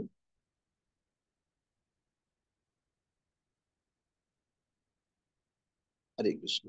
ಯಾರಾದ್ರೂ ಹೊಸಬರು ಇದ್ರೆ ಪರಿಚಯ ಮಾಡ್ಕೊಡ್ಬೋದು. ನಿಮ್ಗೆ ಸ್ವಾಗತವನ್ನು ಬಯಸ್ತೀವಿ ನಾವು. ಹರೇ ಕೃಷ್ಣ. ಹರೇ ಕೃಷ್ಣ ಪ್ರಭುಜಿ. ಹರೇ ಕೃಷ್ಣ ಮಾತಾಜಿ. ಪ್ರಭುಜಿ, ಪೂಜಾ JRF ಎಕ್ಸಾಮ್ ಬರೆಯಕ್ಕೆ ಇವತ್ತು ಹೋಗ್ತಾ ಇದ್ದಾರೆ. ಪ್ರೇಯರ್ ಮಾಡೋದು. ಪೂಜಾ ಮತ್ತೆ ಸ್ಮಿತಾ ಮಾತಾಜಿಯವರು ಎಕ್ಸಾಮ್ ಬರೀತಾರೆ. ಪ್ರಭುಜಿ ಇಬ್ರು ಬರೀತಿದ್ದಾರೆ ನೋಡಿ. ಇಬ್ರು ಉಮಾ ಮಾತಾಜಿಯವರು ನೋಡಿ ತಂಗಿ ಮಕ್ಕಳು, ಅಕ್ಕ ಮಕ್ಕಳು, ಸಹೋದರಿಯರ ಪುತ್ರಿಯರು ನೋಡಿ. ಈಗ ಸಂಸ್ಕೃತದಲ್ಲಿ ಹೇಳ್ಬಿಟ್ರೆ ಸಮಸ್ಯೆ ಇರೋದು ನೋಡಿ. ಹಂಗೆ ಇವತ್ತು ನಮ್ಮ ಅಗ್ರಿಕಲ್ಚರ್ ಅಲ್ಲಿ MSc ಬರೋದಕ್ಕೆ ಒಂದು ಎಂಟ್ರೆನ್ಸ್ ಎಕ್ಸಾಮ್ ಇದೆ, ಅದನ್ನ ಬರೀತಿದ್ದಾರೆ ನೋಡಿ. ಅವ್ರಿಗೆ ಶುಭವಾಗ್ಲಿ ಅಂತ ನಾವೆಲ್ಲ ಪ್ರಾರ್ಥನೆ ಮಾಡ್ಕೊಳ್ಳೋಣ. ಇನ್ನು ಎಷ್ಟೋ ಜನ ಇದೇ ತರದ್ದು ದರ್ಶನ್ದು ಎಕ್ಸಾಮ್ ಇದೆಯಾ ಮಾತಾಜಿ? ಅವ್ರಿಗೂ ದರ್ಶನ್ಗೆ ಎಕ್ಸಾಮ್ ಇಲ್ವಾ? ದರ್ಶಿನಿ ಅವಳು ಎಕ್ಸಾಮ್ ಇದೆ. ಪೂಜಾ ತಂಗಿ ಪ್ರಭುಜಿ ದರ್ಶಿನಿ. ಹರೇ ಕೃಷ್ಣ. ಇನ್ಯಾರಾದ್ರೂ ಏನಾದ್ರೂ ವಿಶೇಷ ದಿನಗಳಿದಾವ ಶ್ವೇತಾ ಮಾತಾಜಿ? ಇಲ್ಲ ಪ್ರಭುಜಿ, ಯಾರು ಏನು ಹೇಳಿಲ್ಲ ಪ್ರಭುಜಿ. ಓಕೆ. ನಾವೆಲ್ಲರೂ ನೋಡಿ ಎಲ್ಲರೂ ಒಳಿತಿಗಾಗಿ ವಿಶೇಷವಾಗಿ ಇವತ್ತು ಪರೀಕ್ಷೆ ಬರೀತಿರಂತ ಈ ಮಕ್ಕಳು ಪೂಜಾ, ಸ್ಮಿತಾ ಮತ್ತೆ ದರ್ಶಿನಿ ಮಾತಾಜಿ, ಇವರೆಲ್ಲರಿಗೋಸ್ಕರನು ಕೂಡ ನಾವು ಇನ್ನೂ ಯಾರ್ಯಾರೆಲ್ಲ ಇದ್ದಾರೋ ಅವರೆಲ್ಲರಿಗೂ ಒಳ್ಳೇದಾಗ್ಲಿ ಅಂತ ನಾವು ಪ್ರಾರ್ಥಿಸ್ತಾ 3 ಸತಿ ಹರೇ ಕೃಷ್ಣ ಮಹಾಮಂತ್ರ ಹೇಳೋಣ, ಶುಭವನ್ನ ಹಾರೈಸೋಣ. ಹಾಗೇನೆ ಹೊಸದಾಗಿ ಯಾರ್ಯಾರು ಭಕ್ತರು ಬಂದಿದ್ದಾರೋ ಅವ್ರಿಗೂ ಕೂಡ ನಾವು ಆಹ್ವಾನ ಕೊಡ್ತಾ ನೋಡಿ. ರಂಜನ್ ಪ್ರಭುಜಿ ಅವರು ಇವತ್ತು ನಮ್ಮ ಜೊತೆ ಮಾತಾಡೋದು ತುಂಬಾ ಸಂತೋಷ ಆಯ್ತು ನೋಡಿ. ಇನ್ನು ಬಾಕಿ ಭಕ್ತರೆಲ್ಲರೂ ಹೊಸದಾಗಿ ಯಾರು ಬಂದಿದ್ದಾರೋ ಲೀನಾನವರು ಒಬ್ರು ಇದ್ದಾರೆ ಪ್ರಭುಜಿ. ಸುಕನ್ಯಾ ಮಾತಾಜಿ ಹೇಳಿದ್ರಂತೆ, ಲೀನಾಶ್ರೀ ಅಂತ, ಅವರು ಜಾಯಿನ್ ಆಗಿದ್ದಾರೆ. ಅವ್ರಿಗೂ ಕೂಡ ಸ್ವಾಗತವನ್ನ ಬಯಸ್ತಾ ನೋಡಿ. ಅವ್ರಿಗೂ ಅವ್ರ ಕುಟುಂಬದವ್ರಿಗೆ ಎಲ್ಲರಿಗೂ ಒಳ್ಳೇದಾಗ್ಲಿ ಅಂತ ಹೇಳಿ ಪ್ರಾರ್ಥಿಸ್ತಾ 3 ಸತಿ ಹರೇ ಕೃಷ್ಣ ಮಹಾಮಂತ್ರವನ್ನ ಹೇಳೋಣ. ಹರೇ ಕೃಷ್ಣ ಹರೇ ಕೃಷ್ಣ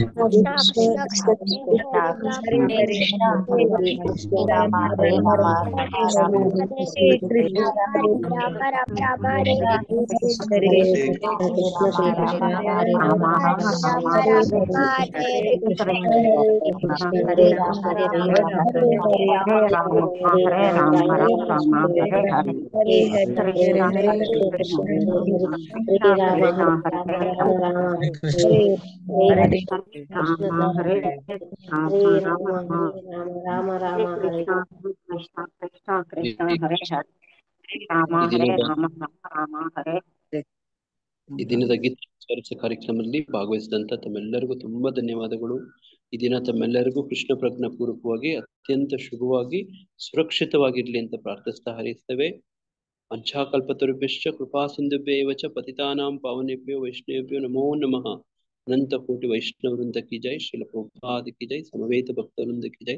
हरे कृष्ण मंत्र महामंत्र की जय। हरे कृष्ण कृष्ण कृष्ण हरे हरे, हरे राम राम राम हरे हरे हरे हरे। ಎಲ್ಲರಿಗೂ ದಂಡ ಪ್ರಣಾಮ ಪ್ರಭುಜಿ, ದಂಡವತ್ ಪ್ರಣಾಮ್. ಹರೇ ಕೃಷ್ಣ ಪ್ರಭುಜಿ ದಂಡವತ್ ಧನ್ಯವಾದಗಳು. ಪ್ರಭುಜಿ ದಂಡವತ್ ಪ್ರಣಾಮ. ಹರೇ ಕೃಷ್ಣ ಪ್ರಭು ದಂಡವತ್ ಪ್ರಣಾಮ್. ಪ್ರಭುಜಿ ಧನ್ಯವಾದಗಳು. ಹರೇ ಕೃಷ್ಣ ಹರೇ ಕೃಷ್ಣ ಪ್ರಭು ಹರೇ ಕೃಷ್ಣ ಪ್ರಭುಜಿ ದಂಡವತ್ ಪ್ರಣಾಮ್. ದಂಡ